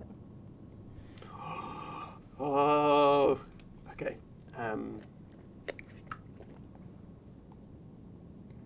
I mean, you grew up on Dark Side in a system that is different to all the other surrogate systems. I mean, I haven't been here that long, but this place, there's no corporations, not real ones. There's no core industries driving people's lives towards the edge with no care of when they fall off. How could I begin the list of things that might have driven me to have to give myself up? And I think that's what I have to believe, because I can't keep going if I believe that I'm the kind of person that would do this to myself for nothing. So I believe that I must have been desperate. I must have been under the wheel of some huge machine that put me here. And in that way, I don't think I'm any different to anybody else in the surrogate systems. As for our consequence, I wonder if that could be a consequence for you. Because if you said no one has ever asked you where you're from, sort of being cheeky and putting Amber's consequence on you, but if no one's ever asked you where you're from, I wonder if we could do something like, like have you enter a bit of a spiral, which might manifest as a harm level or glitching, that suddenly you're thinking about all these questions. When people suppress things they're upset or angry about, and then it starts coming out and then they're just in an awful mood because they've been triggered, basically. Yeah, I mean, this is the one thing that I think for Fluke is like Fluke's used to the kind of like low level, like you're asleep or whatever, weird questions or just, but I think thinking about their previous self, I think that any sleeper is a kind of like a high level, like, oh God, like that, like, oh yeah, what is that? Like, how do I think about that? So yeah, I think maybe, Would you like to glitch something? Well, What do you feel like? I mean, can I glitch an approach that I don't? That you don't particularly. That I you don't have probably any won't dice use. in. Yeah, sure. What's what the does one? that even do? I mean, it means that if you try, it has effects to. Tell you what, actually, can I glitch stealthy to reckless? Absolutely, you can. Because I think that this is. I think that I feel like it's like maybe it's a bit of kind of sensation seeking or kind of feeling of like of kind of like I could throw myself in front of something now because like I'm angry at myself. Like I'm in tension with myself because I know that my body and my mind and my being is kind of in tension. Yeah, so that's I'm wicked. reckless. I love that. The way that glitching works in the system is we have these sort of stats or approaches of how you deal with stuff: aggressive, smart, empathetic, stealthy. If one of them becomes glitched, you're going to swap one of the dice in the pool for a different color of dice, and if that dice is the one you succeed with, then things get bad. You just become a little more unpredictable, I'd say. Yeah, which makes total sense. How about that, Amber? You just fully put another consequence on another player. That's my GMing style. I really like the idea though that the consequence for you is that you triggered something in me, and that is a consequence for you because that would upset you and be a problem for you. Oh, I think definitely Piper was thinking this was going really well, but then I can see the look on your face and realize that question provoked more than just the answer that I thought. Great. Yeah, and it's not like you were being rude, but it's like actually you just don't, you cut too well to the core. Definitely, I probably think you see Fluke stops eating snacks or eats way more. Recklessly. No longer stealthily eat Yeah, you're snacks. no longer throwing them and bouncing them. You just take a big handful. Think about. Just filling my crossbody bag with snacks. Yeah, just taking them more from the pantry. Key thing before we arrive at Mousehole. Not saying this is massively important. Are any of you looking in the crates that you're delivering? And no is fine, especially in a one-shot. I'm definitely not. I've both in character and out of character forgotten all about the crates. Not irrelevant. I've forgotten what we're here to do. Gimbal would rather not know. Great, terrific. I think I'm working on like a game of fetch with Toolbox maybe or something like that, where I take the screw that I previously put in and I'm like throwing it and getting Toolbox to get it. And bring What it back. you discover, AIs are called Protocols. protocols. Yes, that's what I was going to say. But what you discover about whatever sort of like crooked protocol this Toolbox has for having its run for so long, the thing that appears to please Toolbox the most is taking everything out and then throwing it around the room and then Toolbox like angling so that it can like collect it against the magnetic like plate at the bottom of the toolbox that slides open like a drawer. And then after Toolbox has gathered everything, you just throw it all out again. Nice.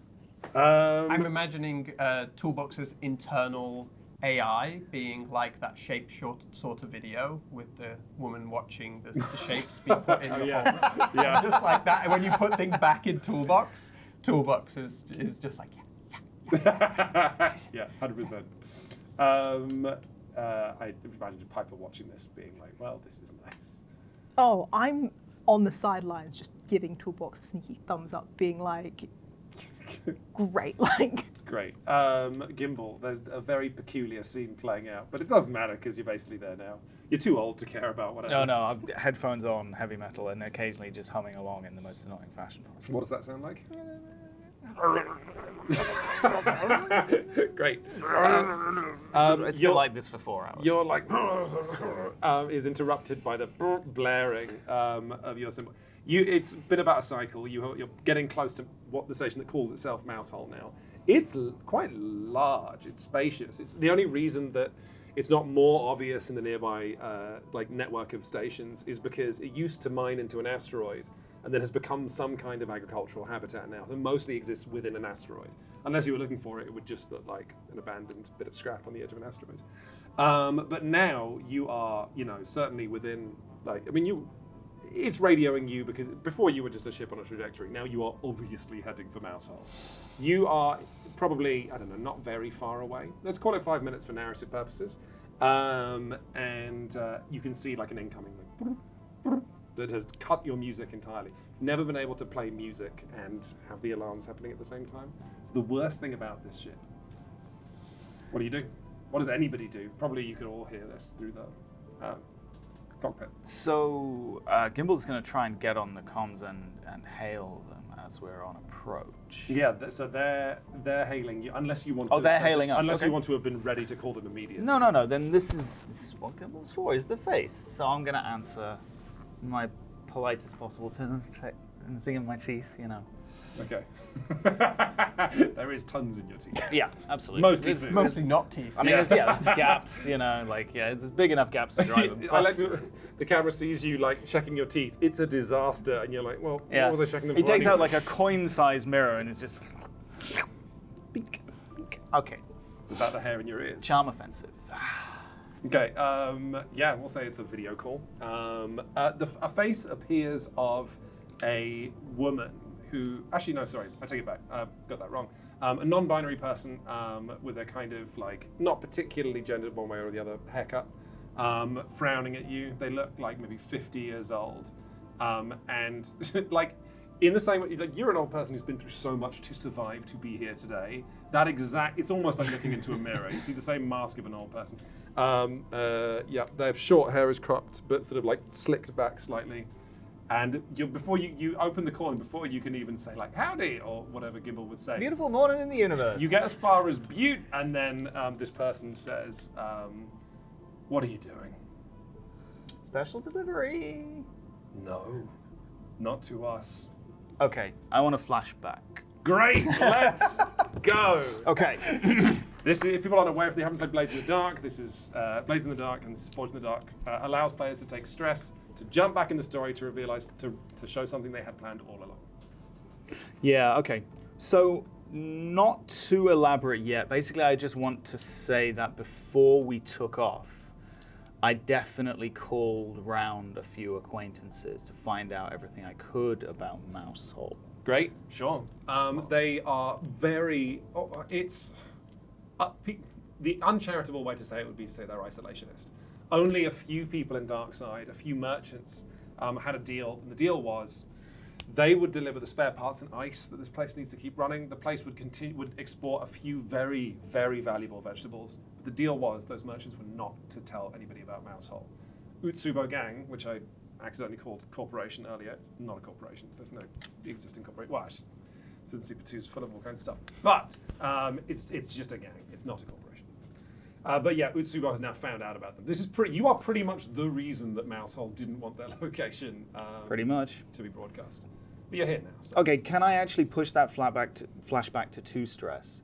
To have something had like elaborate. a specific conversation with somebody about something that Mousehole needs. Absolutely, 100%. Let's jump back to a merchant who you're talking to them. They have like a huge black eye.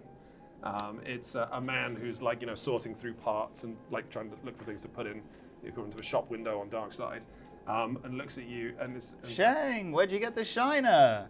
he looks at Should you. have seen the other guy, right? He looks at you. Do I wonder? I'm just going to call it a straight fate roll as to whether he knows you're working for Itsubo yet. No idea. Who? He says. He shakes his head and says, "These gangsters, they're getting too brave. See this? Going up against you, man. Terrible, terrible. He looks at you. This is like we see it in a wider shot. It's just like a really skinny person who looks like anyone could beat them up. They're like, yep.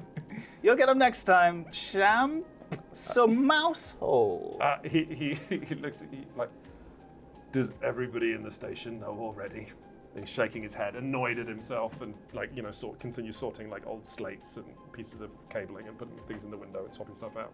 Buddy, I'll tell you what, I'll tell everybody that you went up against the biggest brawlingest person. I did! Sure you did, absolutely. Yeah, and I'll back you up all the way. What do you want? Mousehole. Yes. What do they want? Okay, great. He explains to you that one of the things that they are missing is a particular quantity of, let's call it, what's a malleable metal? Like very Copper. malleable. Copper? Yeah. Let's say that they want copper, but not cabling. They wanted specifically sheets of copper. But Shang does not know why. Okay. Was that the name that you threw Yeah, at me yeah. earlier? Yeah, great. Shang. I couldn't tell if that was Champ or Shang. Is Shang a person in Resident Evil 1? No. Fang. Champ's just a nickname. Great. That's just the kind of relationship Yeah. that Shang and I Shang have. slash Champ. Great. Okay. So they want this copper sheeting, huh? You can for sure have marked. Let's say you're all rolling. I'm tempted to say light. We'll say medium. So you've got 5 inventory slots. If you mark, if 3 of them right now, you can have the copper with you. I'll just do all of those then. Great. So mark 3 of your 5 inventory loadout. Another Yeah. thing about Blades and Forge in the Dark is that you don't decide what you're carrying. You just produce it from your pocket, and that steadily fills up your inventory until you have no more magic. Yeah. Yeah. I've got just the thing. I don't want to give this away right away, like on the call though. Like Sure. No. Great. Yeah. Flashback. Back to the present. This person is being very short with you. We can say that all 3 of you are in the cockpit if you want to chime into this conversation. But yeah, they basically said, nope, you're not delivering anything. That's pretty much where we left it. They say, turn around. Listen, we're not here to cause any more trouble than you're You're put on probably mute, and already you in. can see from the video call that the person is like talking to people who are outside of frame and gesturing angrily at the screen. Okay, get Piper, do me a favor. Just go and get one of those copper sheets for us. What was that? Copper sheeting? Of course not. We don't have anything that you might need. They look back at Some humble traders. I drift back in, armfuls of copper sheets over my face. you. Listen, it seems like Drifting past the background of the camera. They go, huh. What else do you bring in? well, we've got let's see, copper sheeting of all sizes. You know and- you're supposed to be carrying ice and other spare parts. like literal ice. Yeah, water is, Okay, not, is sure. something that has to be mined. Delicious hydration and a couple of mystery boxes. Everybody likes a mystery box. The person says, "Is that all?" That's all. What? I love you as players being like, "Yeah, you have no idea because you didn't look at the box," which is great. We're playing to find out, everybody. Find out how fucked these guys get. Okay, so you arrive. Sorry, you don't arrive. I threw myself off by getting excited and swearing. What happens is that Chris behind the camera is laughing at that. We're gonna snap to the cargo bay doors opening, and you are let into a cargo bay that has there's an amount of graffito stuff in Darkside and around the station. This place is there's an entire mural of fields of stuff that that Mousehole sells, chilies, but also there's some leaves and some bean sprout type stuff. But there's a mural of all of this growing in paddy fields. We as players would know that not all of this stuff grows in paddy fields, but the mural depicts it, and then a beautiful blue sky. It's a little amateurish, but it fills one wall of the cargo hold. Your ship sails in, docks, is left to rest. The docking clamp holds it in place. The doors of the cargo bay close, and there's a as the atmosphere fills the room. And as it does, as you 3 are unbuckling and getting ready to leave, the door internally to the station opens, and a whole load of people come through, person, until very soon the cargo bay is full of 20 people. Who immediately begin crowding around the ship. You can see this through, I imagine, the glass panels or the windows on the ship. That a lot of people are coming out to meet you. Are they armed? You can see one person who looks like a lot. You see a lot of children actually, a lot of everything from toddlers pulling themselves eagerly. Not toddlers. Let's say the youngest is 5 or 6, hurtling. You think 5 or 6 year olds are full of energy now. Imagine a 5 or 6 year old in 0G who's only grown up in 0G. Cannot imagine the trouble they get into. Who just Amber had the right, just yeeting themselves into the cargo bay. But then Just onto the window, the front cockpit. just splat. Yeah, fully. Like look, imagine like piggy little nose pressed up against the glass. Yeah, immediately fogged. Jump scare. But then Gimbal turns on the windscreen a wipers. few, very important in space to have that. Other adults come into the room, but then one figure who is wearing like overalls and then like nothing underneath the 2 overall straps, so like bare-chested, bare-armed, huge person with like sort of olive-colored skin, who floats in with an enormous like wrench for like industrial rivets, big bolts basically, over his shoulder. And he sort of like sails and grabs part of a ramp to stop himself from going any further. But he looks like, in as much as this community has muscle, he seems to be it. You can tell his whole body language is very protective. His like eyes are flicking around to like kids and different people going around the room. There are a few other adults around him, but of these 20 people, I'd say like 10 are full-grown adults, and he is the sort of like the linchpin of force behind those adults. He is on a, as you guys open the ship door to leave, he is on a gantry, kind of looking down at you. What do you do? He says nothing. I think the seeing the mural made me think of humans and people on planets, and therefore, especially with my like reckless mindset of like thinking about who I was, I think that's a reminder. So I think that sets me on edge. I think when I start seeing people flooding in to the room, that's like the nightmare for me. I don't want to deal with 20 people because I also know like this place is kind of isolated. I know the moment that I come out, I know I very clearly kept myself hidden from the video call, right? Yeah. Like, so I wasn't seen. I don't know if you floated in the background. I don't know what I did. Yeah. No, I didn't. I was. Okay, great. Well, I mean, I could have appeared, but I don't think I have. So I think I think actually what I've been doing as this has been happening is like I was throwing the like tools for toolbox, and I think I'm just like hammering them against the wall. Now they're just like it's coming straight back to me. And you guys, what you guys can hear is just like bong, bong, as I just like throw it harder and harder against the wall. And toolbox is, it's not even retrieving at this point. I'm just bouncing it off the wall and with tension. Okay, a member of your crew seems quite distressed. Well, they opened the door. Seems like we're not going to need you. Okay. Yeah, how you doing there, kid? Yeah, I'll just catch it. And I'll be like, I'm fine. Let's get the boxes off, and then let's leave. We don't get paid here. We get paid at Darkside. Let's go. Let's go. Okay, crates first, then the copper. Let's go. Okay, so I'm gonna go and I'm just gonna go and get one of the boxes and start to try and just drag it out.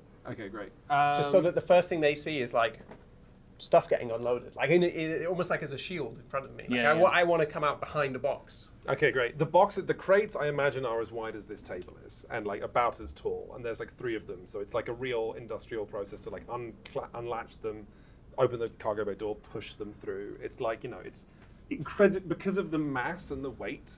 It has to be done very slowly and carefully because like you would get a bone crushed if you were between this crate and a wall.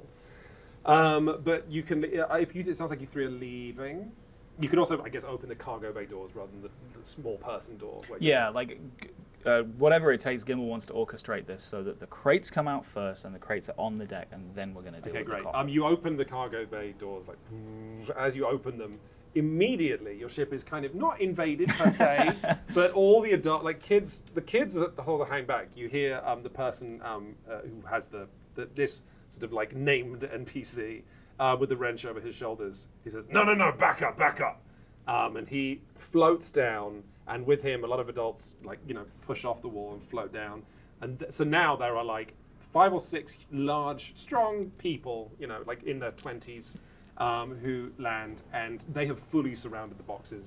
It's kind of like you're facing off against them now, like 6 of them and 3 of you. The person points the wrench at you and says, we're looking at this first. I love what you've done with the place. He looks at you like very much uncertain how to deal with positivity. And they begin, like the crates are still lashed and attached to the inside of your ship. And they begin opening one. They open one. Yes? Let's go. Can I want They to... probably would also be shooting glances at you. Imagine everything I narrated, but also just a slight pause beforehand as they take in. Yeah, as kind of like head down, but I want to go to one of the crates and I want to open it. I think I'm now realizing I wasn't really paying attention. I think like I was too busy just being like I got to get paid and like not thinking. And I think suddenly I think like I actually have no idea what's in these crates and I need this job to pay. So I think what I'm going to try and do is if the top of the crate opens, I want to go and open the crates, but I want to see first. Like when I lift the crate, I want to lift my side first, but just make it look like, oh, I'm doing it in a, to open it for them, to show them. But you're opening the lid like that, and you're behind it. I'm imagining the lid is like a free floating piece of metal, so Oh, imagining okay. I can kind of like peek it and then like reveal it if I want to reveal it once I've peeked. Okay, let's say there are 3 crates. So, like- are you peeking in the first, second, or the third? Because whichever you don't. The second. Okay. You go to open it. As you open it, the large people, I imagine them as just as huge, go to pop open the lid of another. You look in yours and you see something that is not specifically just spare parts and ice. The 2 crates open as one person says, it's like, yeah, this looks legit, and someone else opens it, and immediately a load of like freezing air comes out of the crate, like just seems to contain ice. You open yours, you do not see either of those I get the things. non-legit one. It's kind of the most legit. You see some spare parts, but then on top of that are more luxuries than you've ever seen in your life. You see fresh coffee. You see slates, which have like the brightly colored slates that are used to project like hologrammatic entertainment. You can see a load of rations, but like the good ones that executives would use, where it's like little weird sealed frozen compartments of like caviar, and so it is an unfathomably expensive payday of luxuries that would put this community like in the pocket of Utsubo, the gang, for some time. This is really what you were delivered to, and I cannot overstate from gameplay terms. You get paid if all 3 crates are left here, not 2, not 1. Everything needs to stay here. But yeah, you see this and have a moment to react before the others come to look. What do you do? I would say that you 2 can see over Fluke's shoulder as well at the situation. I mean, I think my feeling that I think Fluke would just recklessly, but would just be like,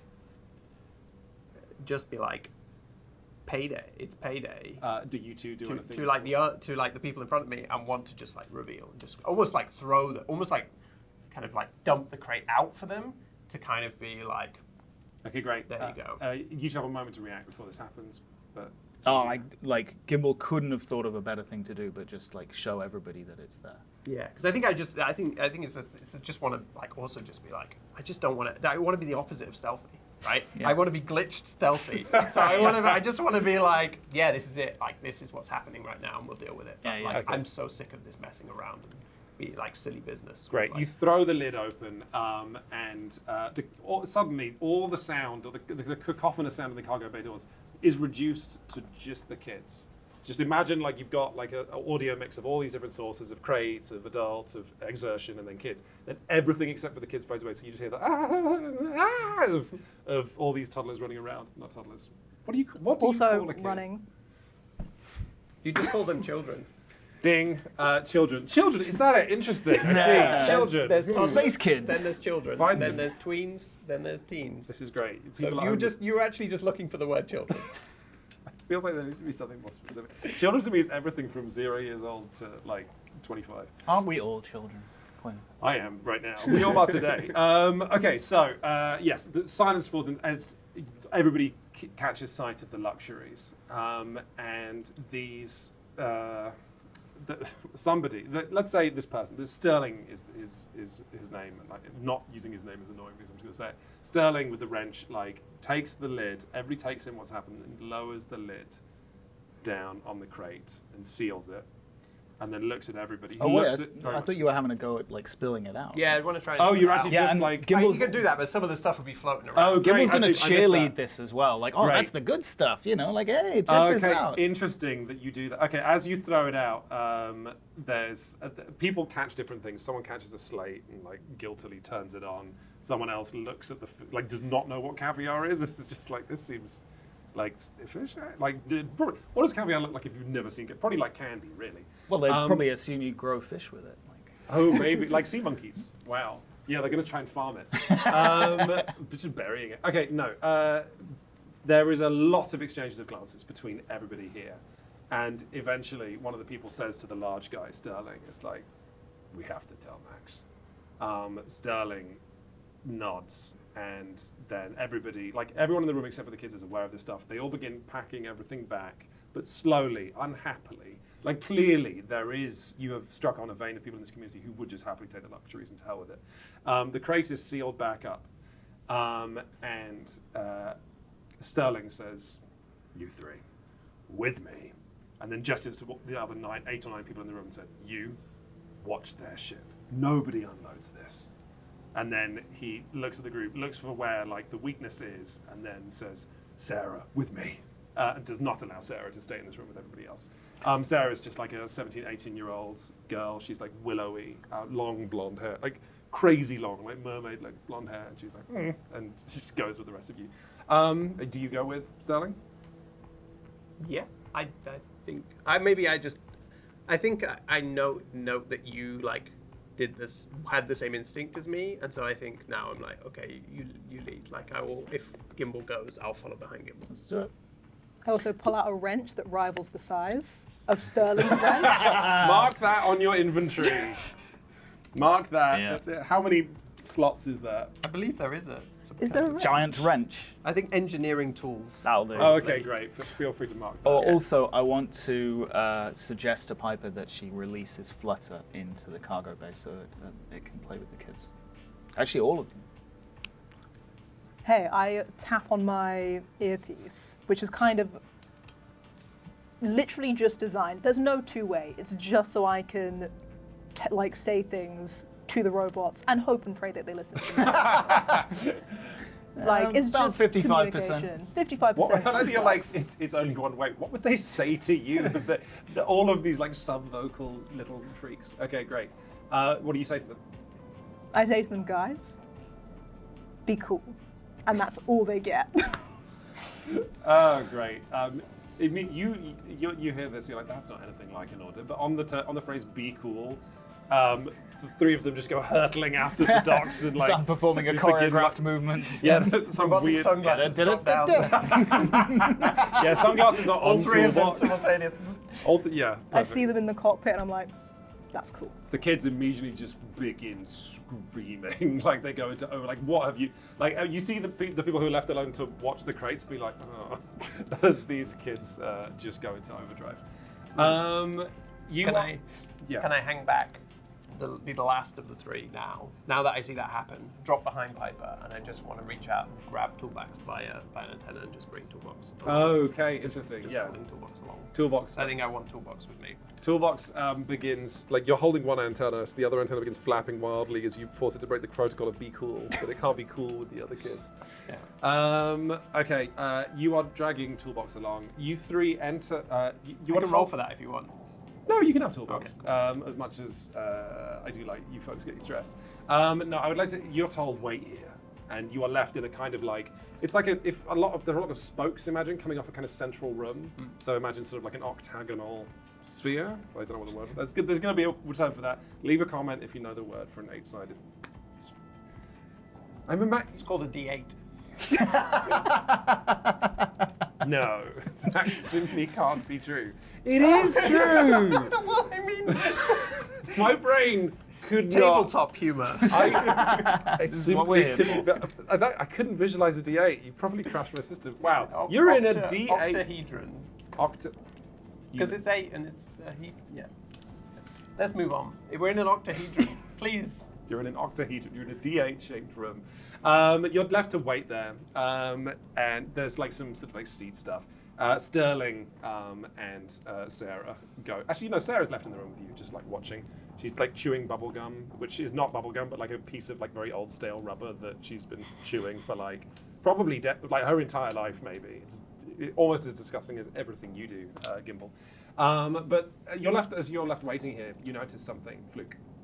You see, sort of like welded to or screwed to the wall, a pigeon well, not a pigeon exactly, but a metal, sculpture of a bird that is exactly the size of a pigeon with spread wings, tiny black glass for eyes. And at a distance, or if you're not looking exactly at it, it looks exactly like a bird that any one of you would have seen in entertainments. But as you look at it more closely, you actually realize it's a beautiful sculpture with overlapping sheets representing wings and feathers and colors. And you realize, it's up to you as a player to decide how this makes you feel, but immediately, Fluke knows that Fluke made that pigeon. Can I roll an analyze roll? Go for that. Yeah, this is going to be... And can I roll it recklessly? Yes, let's go. As this triggers the exact feeling of that began with the murals and then all the people. Just this building tension of something's not right, and also I'm thinking about, and then just after having that conversation, just being seeing a thing that somehow I remember, or I think it's just let's see how much information. I don't know how you recklessly. I guess I'm rolling stealthy. We're going to play to find out. I just want the reckless glitch because you only had one dice in that, right? Yeah, but can I also make it an analyze? Yes. I think it's just kind of I guess it's just that I'm not going to hide that I'm going to immediately just look at this thing and go look at it. It's the fact that you would pick it up into your hands, but it is bolted to the wall, so you just pull yourself close to something like it's a drinking fountain or something. Great, that's one glitch dice, and then the dice for analyze. Do I know what happens when I do this? No, I don't. Okay, well, let's find out. Oh, when you glitch. So I've got this. Yeah. You get a whole ass extra consequence if the glitch die is your highest dice. Oh no! Oh no! I tell a lie. It's not even highest dice. You just get an extra consequence. Oh. Sorry, my brain just exploded. A 1 on the normal dice and a 4 on the glitch. So that's going to be mixed success, but 4 to 5. So I get the mixed success for the the fact dice. that you didn't get a 1 to so it's the glitch dice. So if you got a 1 to 3 on the glitch dice, which you didn't, you would get a further bonus level 2 consequence. I just snuck it. Yeah, no, but you got 4 to 5, so you're actually fine. That's just a straight mixed success. I would like you, in this case, to narrate the consequence. So let me describe what happens to you. You are, as you're looking at this thing and touching it, you recognize its weight. You know the exact way that to create that wing effect, metal sheets of paper thinness were slid on top of each other. You remember where you applied the glue. You remember the glue gun. You remember the smell of the glue gun. You are holding an artifact that you 100% made, but not as a sleeper. And I would like you to narrate the consequence as to what that does to your psyche. We can call this a level of harm if you would like, as a sort of abstracting kind of emotional damage. I feel like I want to immediately I kind of want to go to sleep, as in I think I want to it makes me want to get out of my body or disconnect from the thing, right? Is that just I've never had this before and I've never ever encountered anything that's like this, but it's like that.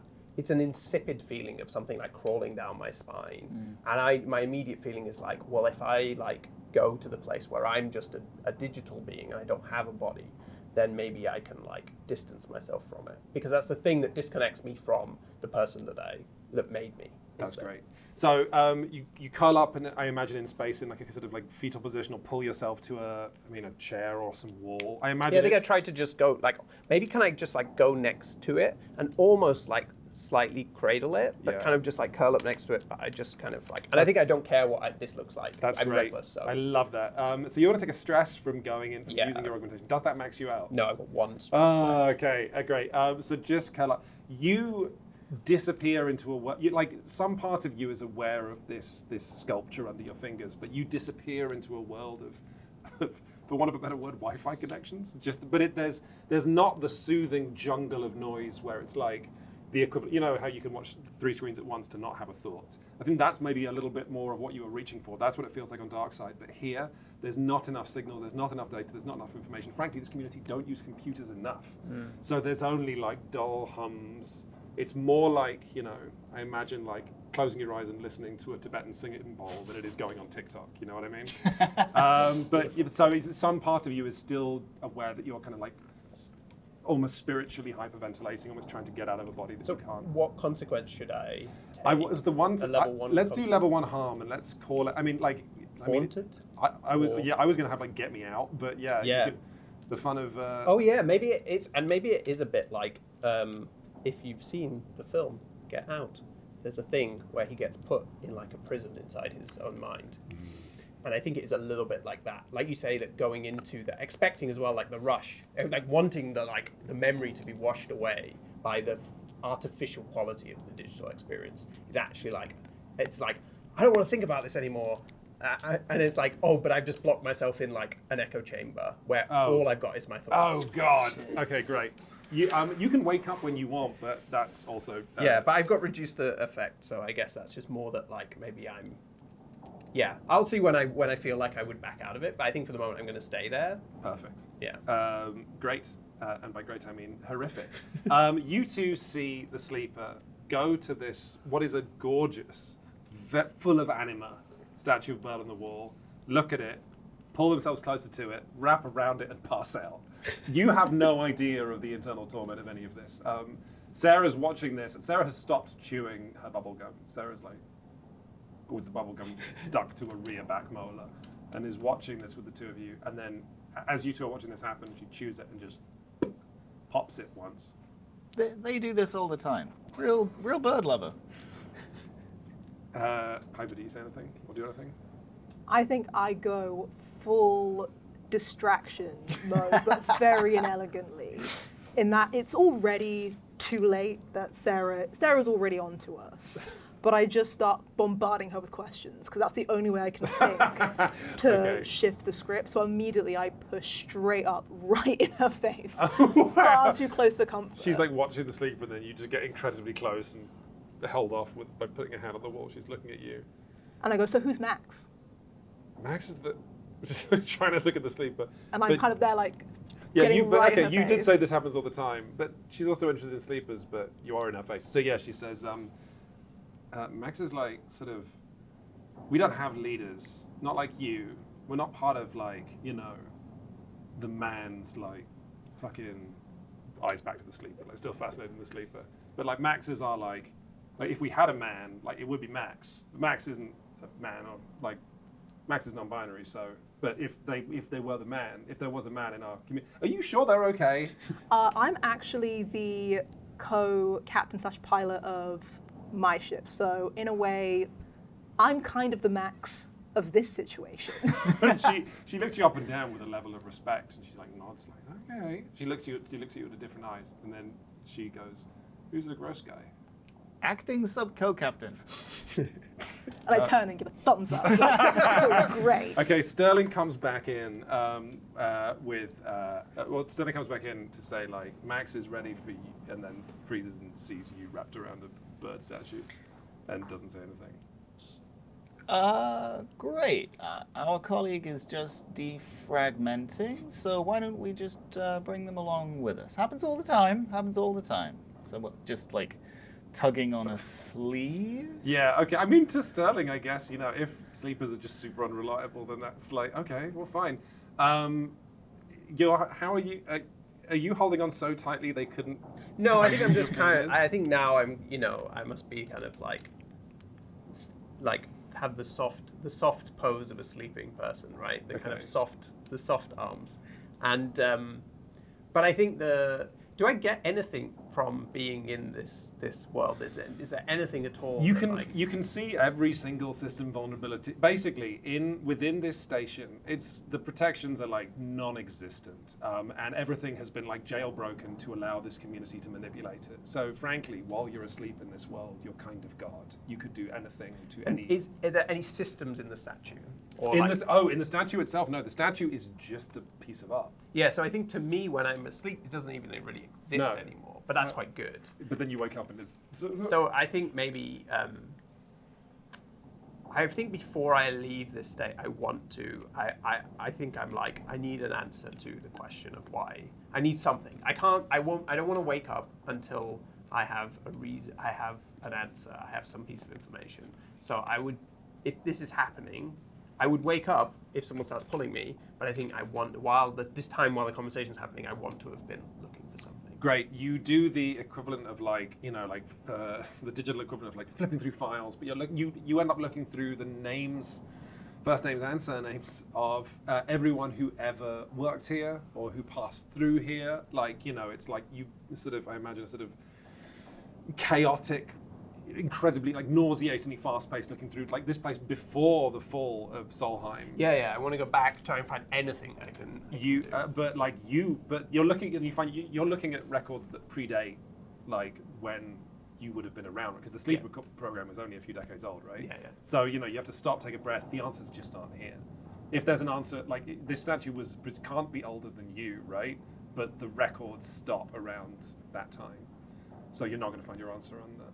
But you do have, but you know that you have access to everything else, like all the machines and industrial subsystems, doors, lights, life support. You've got all of that. Not that you care right now. I think for a moment, I just like idle on whatever the most important systems are. Life like support. if there's like life support There or is. like just like vent this whole place. I think I just idle there and then I wake up. Like I leave like my attention. That is where I stop. But you're very aware that the only complex digital system on this place is the agriculture. Like the life support has like not been touched. It works, don't break it. But they've had to try and get the agriculture working. So it's got the equivalent of like when like a Google Doc has been written over and over and over, and like or a spreadsheet, like it's got tons of hands on it. Yeah, But sure. if you really wanted to hurt this place, breaking their agriculture would do Okay, it. yeah. So I think I just idle there because I'm looking for something to smash, to make myself feel better, and then I think I just decide that like, okay, I got to get paid, and so I just wake up. But I think when I wake up, I make sure I don't look at the bird again. The bird is actually not in your hands. You've misjudged it slightly. The room you wake up. Oh, sorry. Yeah. I mean, as you wake up, like Gimbal is tugging you quite like as gently as he can, but also being like, "Kid, you okay? Like, don't make me stick a paperclip in you. How does this? What are we doing? Do we have paperclips in the world?" Why not? You got paper, you need to clip them. And plus, there's probably a planet where all of the metal was transformed into paperclips by a rogue AI. Oh yeah, You know? yeah. I think that's in canon. Yeah. Overrun with the stuff. Okay, and you just come to like, okay. You all right? You okay, kid? What the hell? You're not a bird lover, huh? You're being dragged backwards through a corridor. I think I'm just like, let's just deliver this stuff, whatever these. I want to say like, what's a word for like, isolated people? I don't know in this universe, but just like, Rubes? hicks. Like whatever these hicks. I don't think a sleeper would say hicks, but it's just kind of like, just whatever these people want, we give it to them and we leave. I hear you. Game face is on. Come on, we got to talk him into taking all of this fancy coffee. And I think as I wake up, the one thing is that I am now, because I'm now one stress away from full stress. I think that now I'm cold for the first. Oh time. wow! Before you had an amount of Because warmth. all the time my body's self-regulating, but I think I'm actually like, I suddenly like the self-regulation breaks or whatever. So I think I've just got the shivers a little bit from like I can feel cold. Oh wow! Okay, great. So you are led into a room with Sterling, the huge person with the wrench, is like leading the way. You're dragging the sleeper. Piper, you're taking up the rear. You are led into a room that is like something like a command room. I imagine it a bit like the sort of like what's the word? Like the cockpit in the movie Alien, where it's like a whole mess of computers that you have to climb over and under, and it's a little cramped, but it's the beating heart of the station. But it's been made like this community has made it their own. There's like illustrations on the walls again. A lot of like soft padding has been put on seats. Where the old pleather of the seats has worn away, it's been replaced by completely different coloured fabric. And there's some plants as well growing in here. But like wild vines crawling all over everything. But you come in and you can see the person you came here to see, Max, this non-binary person who was giving you a hard time on the comms earlier with a short cropped hair in her 50s, about as old as you. As you walked in shivering, like looking worse for wear, you two see that Max is just pale as a sheet and pressed against the far wall. It is a hard contest to see who looks more uncomfortable, the sleeper or Max. But Max looks at you like they've just seen a ghost. Sterling is looking back and forth and not aware what's happening. But for all of Sterling's physical bravado, Sterling is not somewhat within Max's presence. It's like Sterling is just muscle and is now just falling quiet and looking nervous that the head of this community is in shock. She's just wearing like a white tank top with a flight suit that is very old and battered and beige coloured, tied around her waist with 2 arms. But she's just looking straight at you.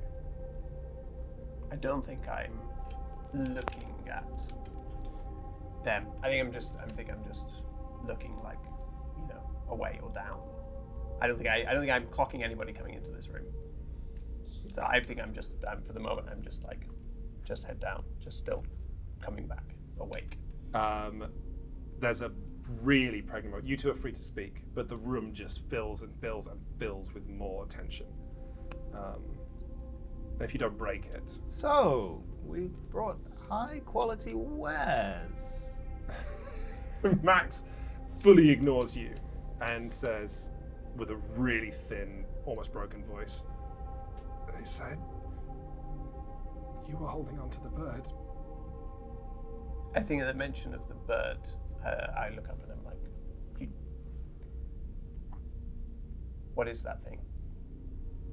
A single tear gathers in her eye and doesn't fall, right? But it builds and builds to the point that it gets enough surface tension that it just breaks away and starts floating.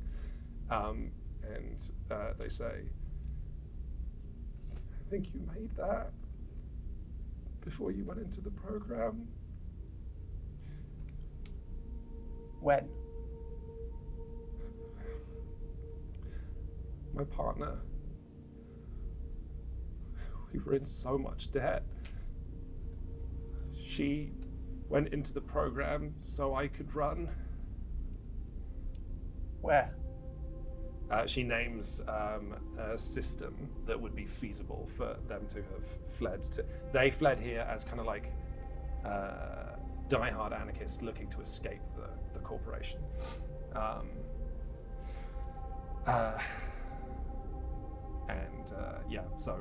But she continues the story. I'm not them. I'm not her. I'm not whoever. That's not me. I didn't make that. Not with these hands. They nod and say, okay. I'm here to deliver what's in the hold. We did that. Now we're gonna go. She looks at Sterling and thinks about the community that's behind it, and she tries to snap out of what they're in, and they say, we can't let you do that. It came from gangsters, right? If we do that, then this community's theirs.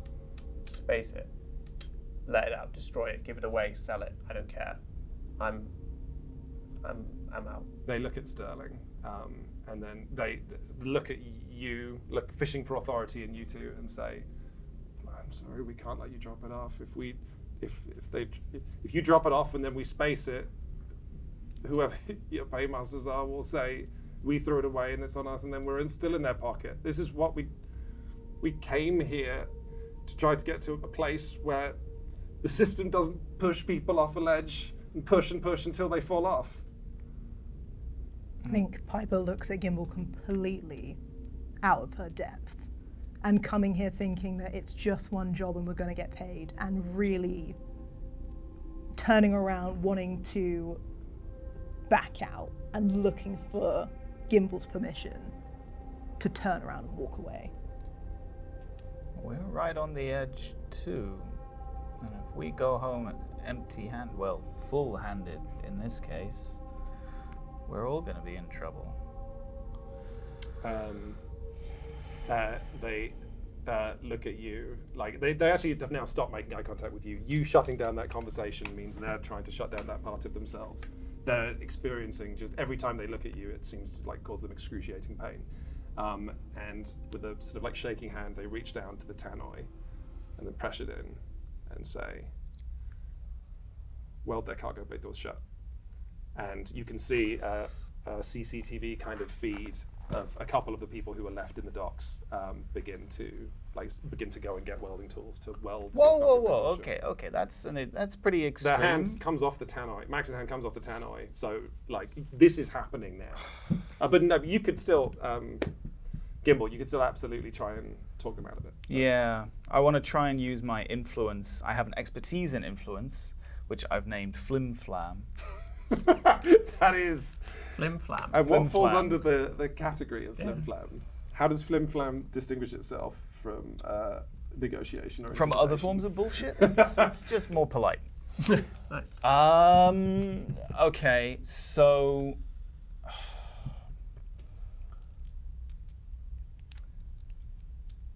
If you want to do this, this is a huge. I would say convincing them is a clock. I'm going to call it.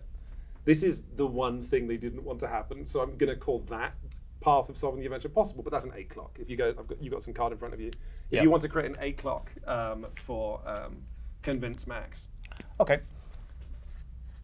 Listen, this is all about Utsubo. You know this as well as we do, huh? As far as they're concerned, these goods have already left the warehouse. They are in your hands. Now, maybe they might, if we go back, they might decide we stole them or something. But if you don't take them, we're just going to space them on our way home, maybe trade them, and then go home, and it's still all on you. Now, maybe we can Sterling help me- each other out. That's great. Okay, give me a roll. That's really great. I'm gonna call it high effect, high threat. That's how we do things. I'm not gonna get into the weeds of describing how this works now, but I'm probably gonna call it 4-4. Like, or not dead, so that would actually kill you. So let's call it 3-3. Because if you screw that, but then you can still resist. Okay, wait, all right. Then I'm also going to push for another dice. Yeah, great. Please stress yourself out.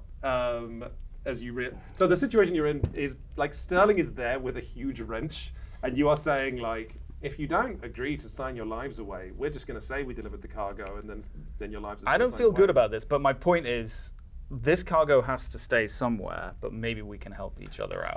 No, I love what you're doing, Gimbal. I don't feel, I but think- yeah, I can feel your eyes boring into me as I'm trying to persuade Well, these I think people. I think to add to the build-up of this, I think the moment that you said like, weld the door shut, immediately Fluke's hand went to the the injection gun with the stabilizer, and immediately was gonna inject it with the understanding of like, I'm gonna need everything I've got because It's going to get serious. something's gonna go bad. Great. And so I think I've just got my hand on that now, like primed. You're ready to go, but you're not injecting yourself yet. The moment that Gimbal started reasoning, I think like then I was like, now I'm not sure. Like, are we gonna? Which way is this? Let's gonna find go? out. So that's We're not fighting our way out, I have a feeling. So what okay, are you rolling here? so Gimbal? I'm going influence, so I'm going empathic. So 2. I don't think this is empathic. I think don't this think is so? aggressive. Oh, I don't have aggressive. Okay. Then I definitely need to push.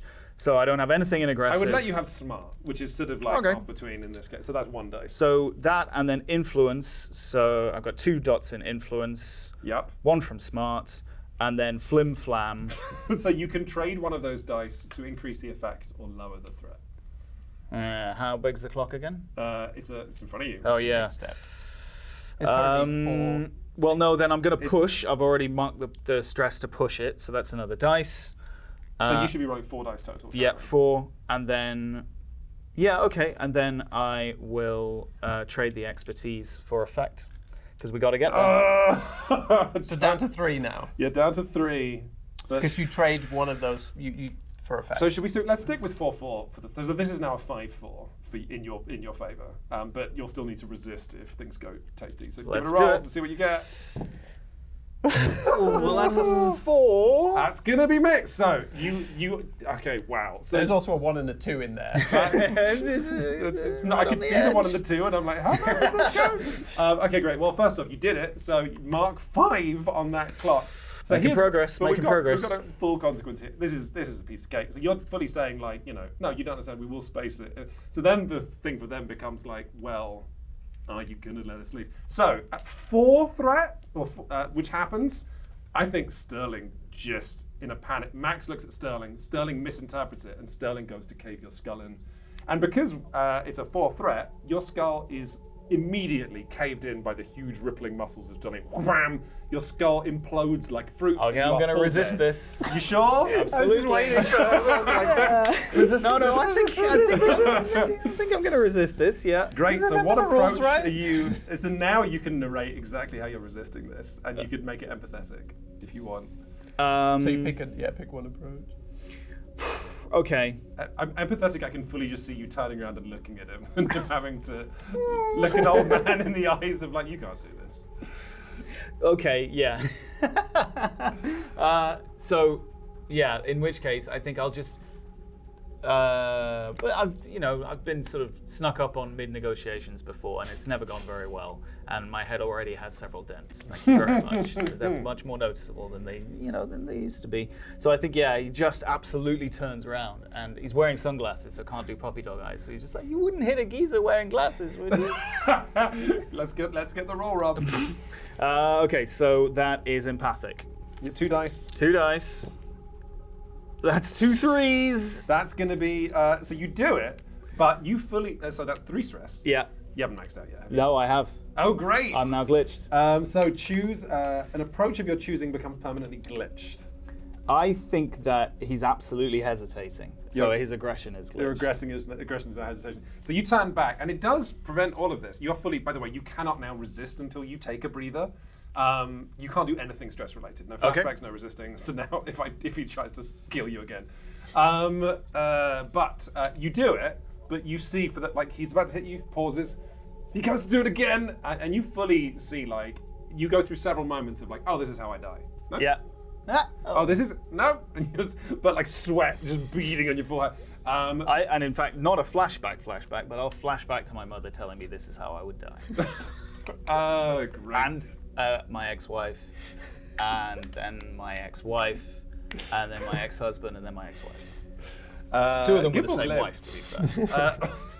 Going back for more wife. Like Okay, Elizabeth right. Taylor and Richard Burton. You just Max gotta- has looked at Sterling. Sterling's misinterpreted it. So after that, you hear Max say, No, Sterling.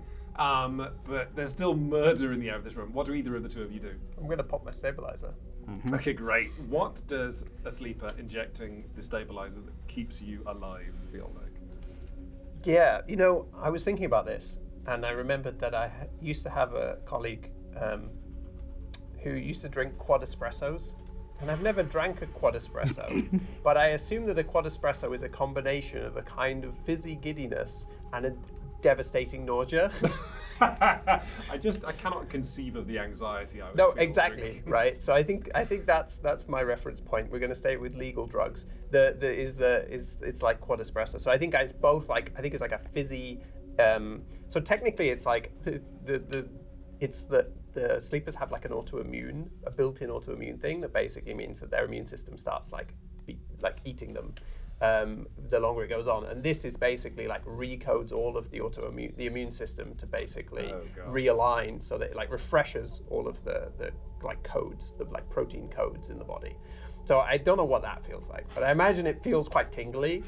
But at the same time, I think it probably makes you feel like you really need to throw up. All I can think about with your because it's supposed to be a large needle and an injection gun is you're pushing through that dance mat like skin, but it feels to you like you're puncturing real skin, which I think is gross. Okay, so you fizz up or clear your stress. I think I think I do it in the jacket pocket, like through the layers of hoodies. Yeah. And just straight into that. You're And just- so I just curl up. And so I Gareth, don't think you're anybody's just making it worse. I don't think no, it's terrible. Why? This is what I do all day, just write these things down, make people buy them from me. And so I just do the curling up again, basically. So because I also think I want to try and conceal it. Great, fully concealed. That's not a problem for me. Clear your stress, Piper. Right. It's all kicking off. I think, meanwhile, I'm flashing back to Gimbal paying for my first pilot's lesson and having a little scene by scene of all the things he's ever done for me and how he's the only person who's ever actually bothered to believe in me, while my hand is slowly clamping down on the wrench that is bigger than the wrench that Sterling is holding. And I raise my arm and I get ready to absolutely throw with all of my force directly at his head. Are we gonna do it? You gonna throw it? Does it leave your hands? I think I'm gonna throw it, and I think I'm gonna push it. I think I'm gonna go all aggressive. Great. That is a nice simple flashback. That's 1 stress. That's pushing, which is 2 more stress. That's gonna give you 2 dice from aggressive. Do you have any? Is this? I have range 2 in combat. athletic. I'll give you the 1 because this is dope. Take 1 extra dice for a little bit of athleticism. So 2 so that's 4 dice total. Yeah, let's do That's it. so many. Give me a roll. Do it. Yes, Yes, come great. on. We get a crit. successes. Wow. Did we want a crit? Did we want a crit? So no. British exclusive. It simplifies and complicates matters. The ultimate fuck around and find out. This is role playing, baby. I just imagine, Sterling goes to fully kill Gimbal. Gimbal looks back. You wouldn't hurt like an old geezer with glasses, would you? He goes, no. Yeah, I would. No, and then just fully just skulled by this wrench. Not dead because you did crit, and I'm not gonna. But it's what you wanted, but fully unconscious, and just the pure terror. I will let you mark 2 more on the clock of convincing them to let you stay. So that clock's not full yet, right? It's not. One more. Okay, great. So Max, Jesus, and is looking at the 3 of you and says. And then panics, says, I didn't tell him to kill you. I would never. We would never. He would. I would never. But just full of dread. No one has told the people to stop welding the cargo bay door. Yeah. No, okay. What do any of you do? So, okay, increase the piece. Listen. This is your last chance to do this on your terms. I've seen Utsubo do this before. This is flim-flam still. Actually, or maybe Streetwise with spacers, because that's who these people. I have an expertise in spacers for Streetwise, people who fly around. So, Utsubo are coming. This is happening. This has already happened. Now, listen, you have 1 shot to maybe take this stuff and maybe ease the passage for your people if you decide to, I don't know, maybe move on. But as long as they know where you are, this is going to keep happening. And believe me, the next gift parcel you get from them is not going to be as kind and as charming and as damn good with a wrench as we are. They're going to just come bullets first. You hear me? Gimbal says this, I have a red mist in my eye. Oh no, sorry, go. Oh, but I'm no longer holding the wrench, but it's floating just in my eye line, and clearly I am ready to go and get it. And the fact that people are touching my goddamn ship. Yeah. Yeah. Right. I am on my own clock right now. Great. What's your body language like? I think I am fully tense. I'm kind of gripping onto something, ready to shove myself for that wrench with huge speed. Great. Fook, you were going to say something? I just wanted, at some point during that, I want to have, now I have been stabilized. I want to immediately, obviously, go trigger some 1 stress to use my augmentation, to use my operator capability, close my eyes and go in. And I want to immediately go to the agriculture system, and I want to immediately, if there are screens in this room, I want those screens to show what does the water levels or the whatever, and I want to show it going down. And I want to set that up, and then I want to come out of the corner in the curled position, and I want to look so fresh because I've just re-stabilized myself. I want to look like a sleeper that you've never seen me like this, because you've only seen me in that moment. And I want to just look powerful and just basically point to the screens and say, all I have to do is squeeze.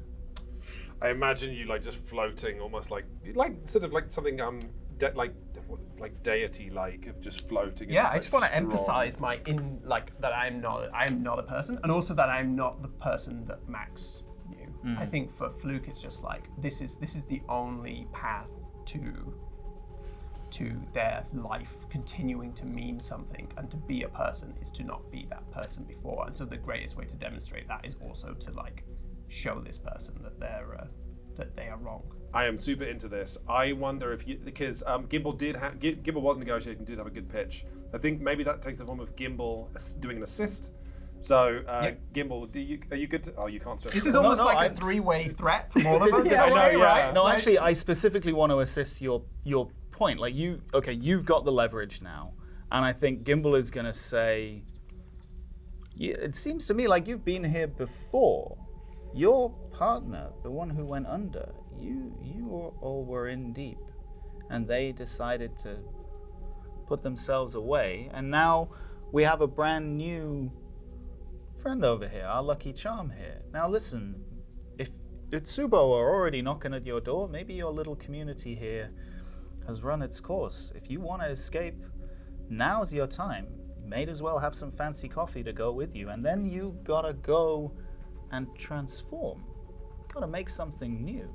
But unless you want to live under Otsubo, you gotta transform now. Or you take the coffee and you roll with the punches like we do. I can't say I recommend it. Look at what we've been driven to. I think as you make that speech, I think Fluke is absolutely just like torn apart in terms of like being like, I want this to work out, and I know that this is the way things run on the belt, but I so don't want this to be true.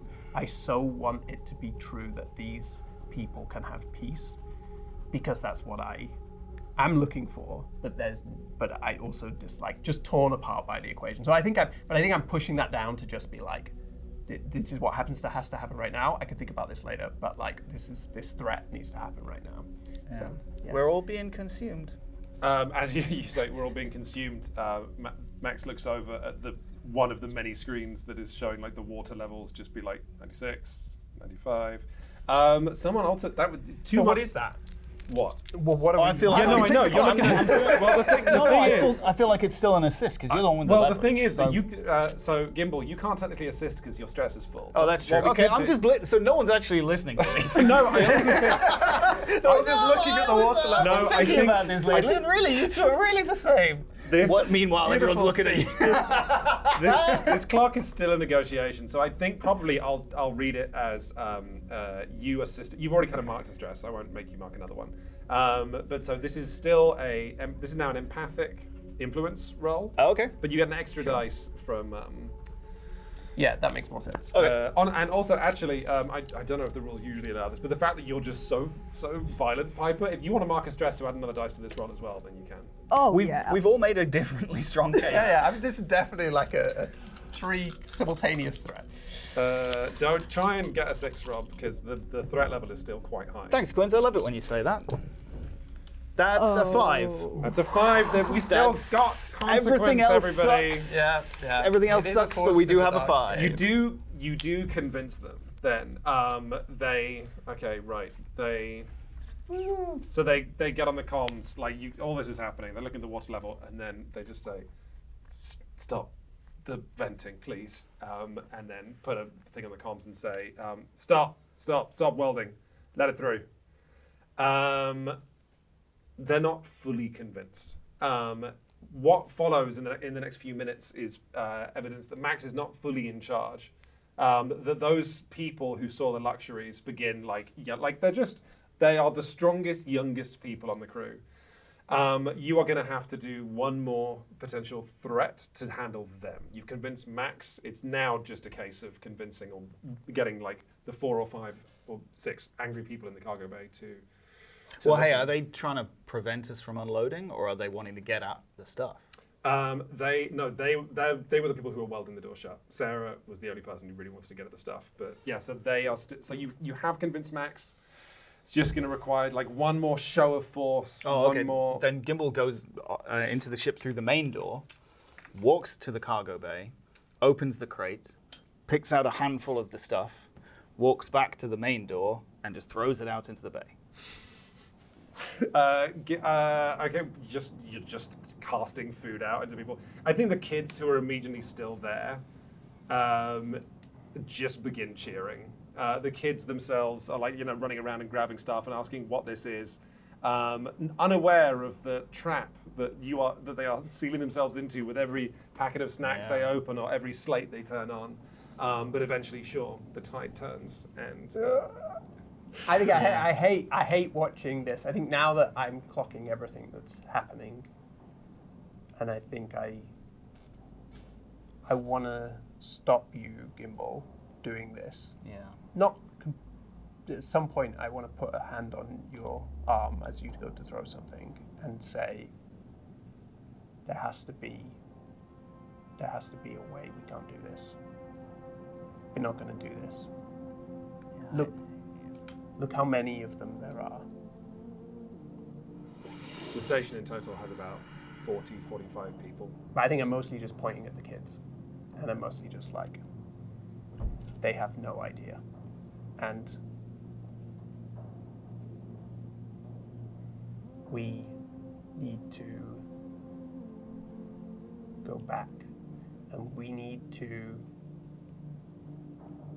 stand for whatever it is that we need to stand for. And we need to stop whoever it is that is running this job, and we need to use everything we just did. All of the... I saw what we just did, all three of us.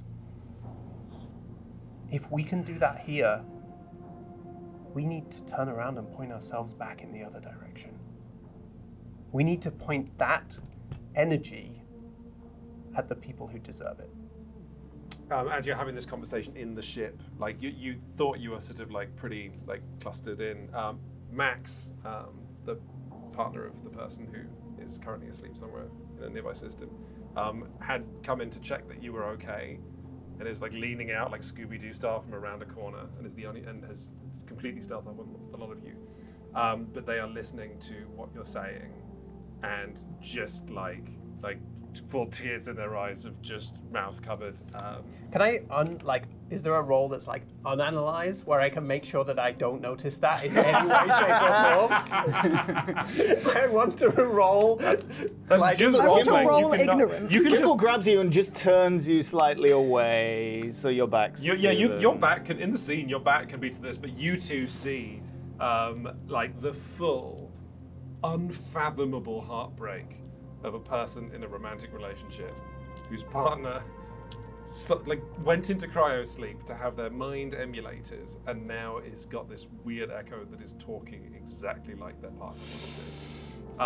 You are witnessing this person's heart be ripped into. I'm not. You're not. You're just you're just giving the cool hero I don't know what speech. I'm doing, but I'm not doing that because the only way I can do this is by not engaging. I think like this is 100%. I can't like play the hero and be like, yeah, I'll save you. Actually, the only way. Otherwise, I actually want most of all to like just space this place because it has the contact to my past that I cannot touch. And if I touch that, it will kill me. But I know that it's wrong to kill all of these people, but I know how easy it is because I just have my hands around the community's throat. Right, yeah, right. yeah. But I just know that like I want to do the reverse, but if I stop for a moment and think like, okay, like let's engage with the emotions here, that will destroy me. That's perfect. You two have taken in the whole thing. What do you two do? I mean, Gimbal was already having a pretty bad day, but I never thought I'd start to feel bad about throwing snacks to children, but... You two are in a ship, which is your home.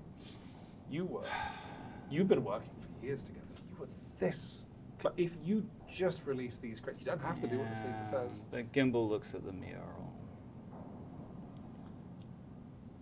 I think Piper looks at Fluke and then over Fluke's shoulder to Max and just with a fist slams on the control panel and closes the door because she is so completely and utterly done with this whole thing. And from what Fluke said about going and finishing it for all, I've still got a wrench. And I am ready to show the business end to Daphne. Well, Wait. Send the copper out too. Oh yeah, this is a small tragic detail. The copper was because Max actually is teaching the kids how to sculpt with malleable. Blah blah blah blah blah blah. blah. We'll tell you later. I didn't hear that. All 5. Oh no. Great. Okay, so then our camera would just see your ship heading back. You. Wait, but what do we do? Do we take the stuff back? Yeah, I mean, I'd like to take the crate of luxuries back only. Yeah, if anything, I think we send Toolbox out. Yes. Particularly good at fetch. And the Toolbox flies around picking up all of the still unopened Yes, snack amazing, packages. yes. So we're also going to take it home, but it has been opened, and it's like we've been nibbling at it on Christmas morning. The kid, thinks that he's playing fetch, and Toolbox opens, and you throw the bag of snacks, and then Toolbox is like, And then off. closed, and then just shoots off. Okay, so you do leave. Great, interesting. So you leave what would be fair payment, but not the luxuries that would put them into debt. Okay, so that makes Yeah, and anything we can give them that gives them a better chance, and that they'll take. And yeah, anything that would put them in the other is like what we. But I say this, but I don't do any of this. I go to the armchair and I stay on the armchair and I do the tool thing, and that's it. I'm not gonna oversee any of this. I leave this to them. Great, love that. I think we're just gonna get like a long shot of your ship heading back towards Darkside and all the danger and complexity and challenges that await you 3 there. And we're going to move on to Cyberpunk's angle roll, which is usually where it's how you end this game. It's where you do at the end of your heist, you roll your angle. It's like, were you trying to run away with the money? We're kind of just gonna have to reinterpret this a little bit, but it's basically going to be our epilogue for each of your characters. So here's what you're going to do. We're going to go through each of you. You're going to declare what approach you will employ to pull off your angle and gather the corresponding dice. It's like a skill check, but without a skill, just the stat. You're going to lose a dice if the approach is glitched. You're going to lose a dice for each marked debt, which we don't have. But if you wanted to flash back to I've got a helicopter, that's where that would have come in. Did you overlook or fail to comply with one or more critical requirements? Oh dear. Oh yeah. You did. Maybe Honestly, one or more. I would remove 2 dice if you had not delivered the crates at all. But the fact that you delivered just not the luxuries. So you're going to pick an approach and then roll 1 less dice. And we're just rolling the approach. If ending up with 0 or less dice, if you want to pick an approach where you had 1 in and it goes down to 0, you're going to roll 2 dice and keep the lowest. It also says here, yes. It's all individual. Yes, it's fully individual. Okay. Importantly, and I like this rule, if you don't like the outcome on this chart, you can step up the result at huge cost. Examples, something someone you love, your ideals, yourself. Yeah, maybe that'll come into it. Let's see what the roll's like. You had no stable. That was your last bit of stabilizer, and now you're broke. No, yeah. To say nothing of how angry Jerry is. Jerry will get over it. Jerry will bounce back. Jerry doesn't like sleepers, though. If Jerry didn't like sleepers Yeah, before. fuck Jerry. Who would like to go first? So it's just maximum going to be 1d6, right? Correct. It's just going to be an absolute Hail Mary. Yeah, I can go first if that's, yeah. What's your angle? My angle was, I don't know what Get More Stabilizer is, but I ticked Upgrade Life, which I don't think is what that really means. That means probably buy a Bentley. But I think for me it meant upgrade my life as in not be a homeless person desperately trying to find the drug they need to survive on the streets of Darkside. Gotcha. So what is your plan now, and what approach will you take for it? God, this is... I really feel like it's tricky because I feel like maybe... Okay, there's 2 things I can do. 2 things I might do. One would be I go back and I'm going to take the operation there apart, no matter how long it takes me, knowing that that place exists and that place is under a threat from these people. I will make it my business that these people's business fails. That is so dark, because that place, you have partially such a strong connection to it because it relates to your past and your, Yes. well, not your partner, but... But I will trick myself into never ever Thinking about acknowledging that has anything to do with what I'm about to do. In fact, now that I've said that, I don't think I can do any of the other choices. It's fine. My other choice was to be that I need to, in that moment of all 3 of us, kind of I think there was a moment of kind of solidarity, but also realizing I should just not be doing this by myself. I actually this is what I like. It doesn't matter, but what I need is other people. But I think the thing with that is I think that would also intrude slightly on what you guys are going to do. So maybe that can that can kind of just be in the mix. I wonder if we should do this roll or we should talk about what you're all thinking first. I think. But if you don't let me stay on your ship, I'd just steal Toolbox, and Toolbox would live with me forever. And I would be devastated. I would But it never might be an recover. opportunity for you to see the sleeper that you're checking up on Toolbox. And then you can actually go and spend time with the sleeper and see more But about my other option is also like becoming Batman, essentially. So I don't know if that's really a thing. Amber, what are you thinking? I mean, because what I wanted was to get out, like I wanted to have the ship and for it to be our ship and for us to be able to not even be free. I don't think I was dreaming that big, just to not be beholden to these gangs. And I think I'm at the end of the rope. And I think I want to go to Daphne and demand payments Great, whatever way I can. great. Do you want to tie that in with... Gimbal is going to completely bypass that. Gimbal, before we've docked, Gimbal is going to make a few calls and call in a few old favors, and is going to try and get on whatever loan or collateral or whatever is required, the final amount necessary to buy the macaw. And then Gimbal's going to call Daphne with a nice piping hot cup of coffee, and is going to take the blame and tell her that Gimbal sold all the merchandise to somebody else for profit. Those are 3 separate plans. This is how do heists do this? I think, but you did specify. All you What need- if we all you two roll get some onto more- the station. You just I think you walk can away. still like Gimbal can still take the blame, and you know. I was going to and just get walk the into money from Daphne's the ship. office, but now I need to get there before But you. Utsubo is still interested in Mousehole. I'm not sure all of those things are they compatible? Not really.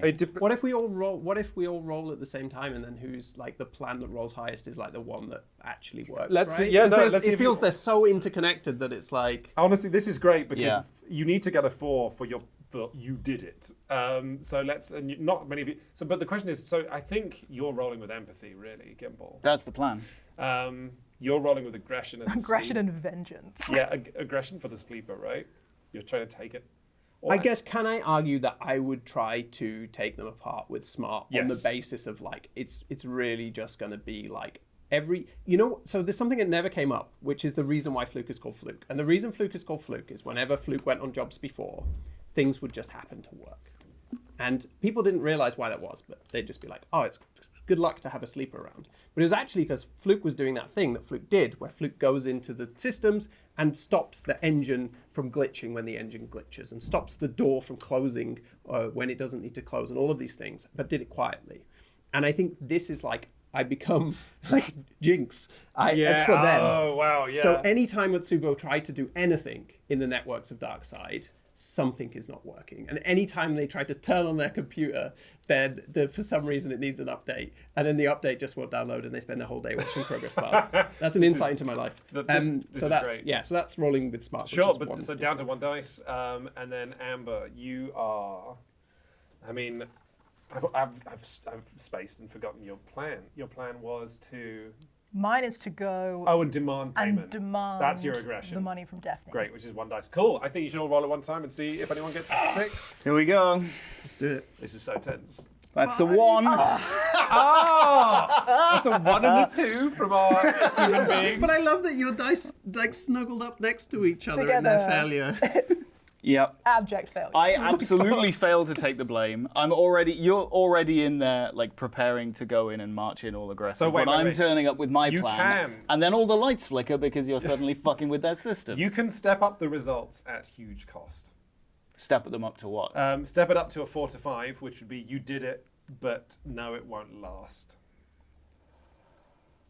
Yeah, no, it wasn't meant to last. I'm trying to sacrifice myself. Okay, here. great. No, that's fine. So you say you did. I think so. I just want to get the kid But out. what do you have to Like, spend it sounds like something for that. it sounds like he's sacrificing himself. Well, yeah, you're getting in.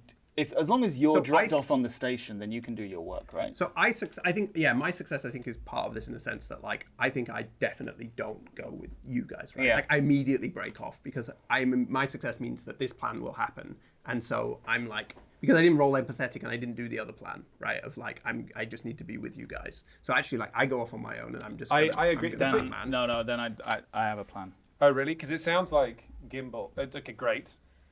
it also sounds separate to you going off to ruin Tsubo's day and make sure that Mousehole can survive.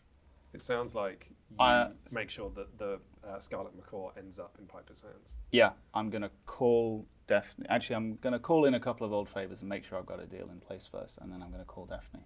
Okay. And I'm going to tell them that I have the money to offset the loss and for the last payment for the Scarlet Macaw, because I'm selling myself to the sleeper program. Ooh. Is that canonically? There's too many things that... That can't actually really happen. Damn It's a wonderful idea. I love it so much. But The klaxon finally went off. Okay, no, but I think you could just sell yourself. I think you to just sell yourself to indentured- Tsubo. and to go into indentured servitude. Yep. But I think As long as she You're flies just away. in lifetime Wait, debt. to I've them, got is I've got all the jigsaw. So basically, what happens is that Piper, you storm in, no idea that Gimbal has made this call. You storm into Daphne's office. Daphne is sort of like, "Oh, hello, lady." You do your big speech about like we deserve to be paid anyway, and then you are stunned as she goes, "All right, you've got me." And then the credits show up in your account, and you're able to pay it off. And it's only after you've paid it off and the wheels of bargaining have started moving, only after then do you find out that it's because Gimbal sold the last years of his life into slavery with Utsubo. But you do get a cool ship. And I'm sitting alone in my cockpit with my friends sitting on, like, in front of me, having a little family meeting, just kind of looking at them and being like, well, I guess it's just us guys. That's so dark. However, the glimmer of light, kind of. Your question for you, Gareth, is you did it, but no, it won't last. Or you could sacrifice yourself to get, well, it says here you got out of it mostly intact, which...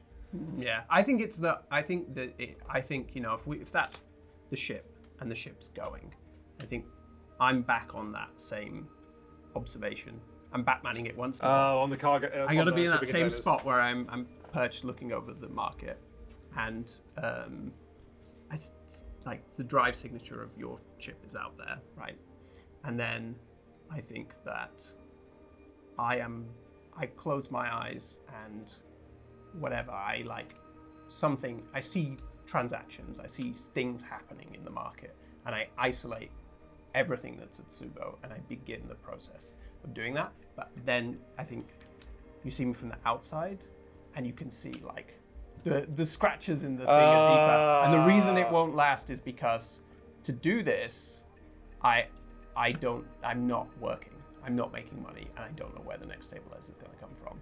And so this is, who knows, but in fact, I think, you know, this is almost like, there's a thing in Citizen Sleeper where it's kind of like the tension between being a digital being and being a human being.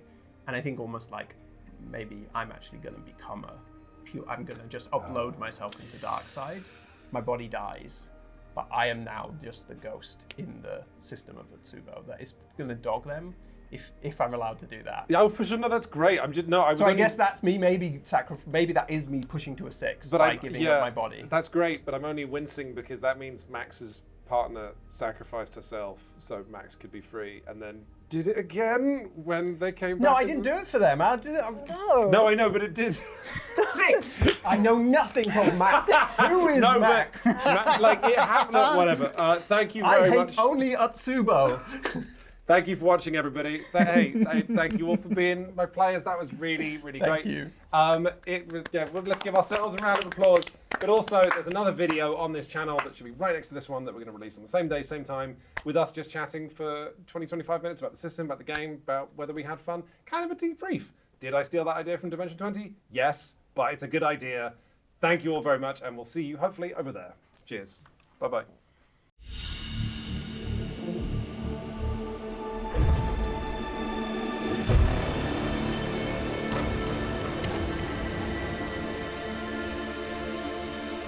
This is just the beginning, Sleeper.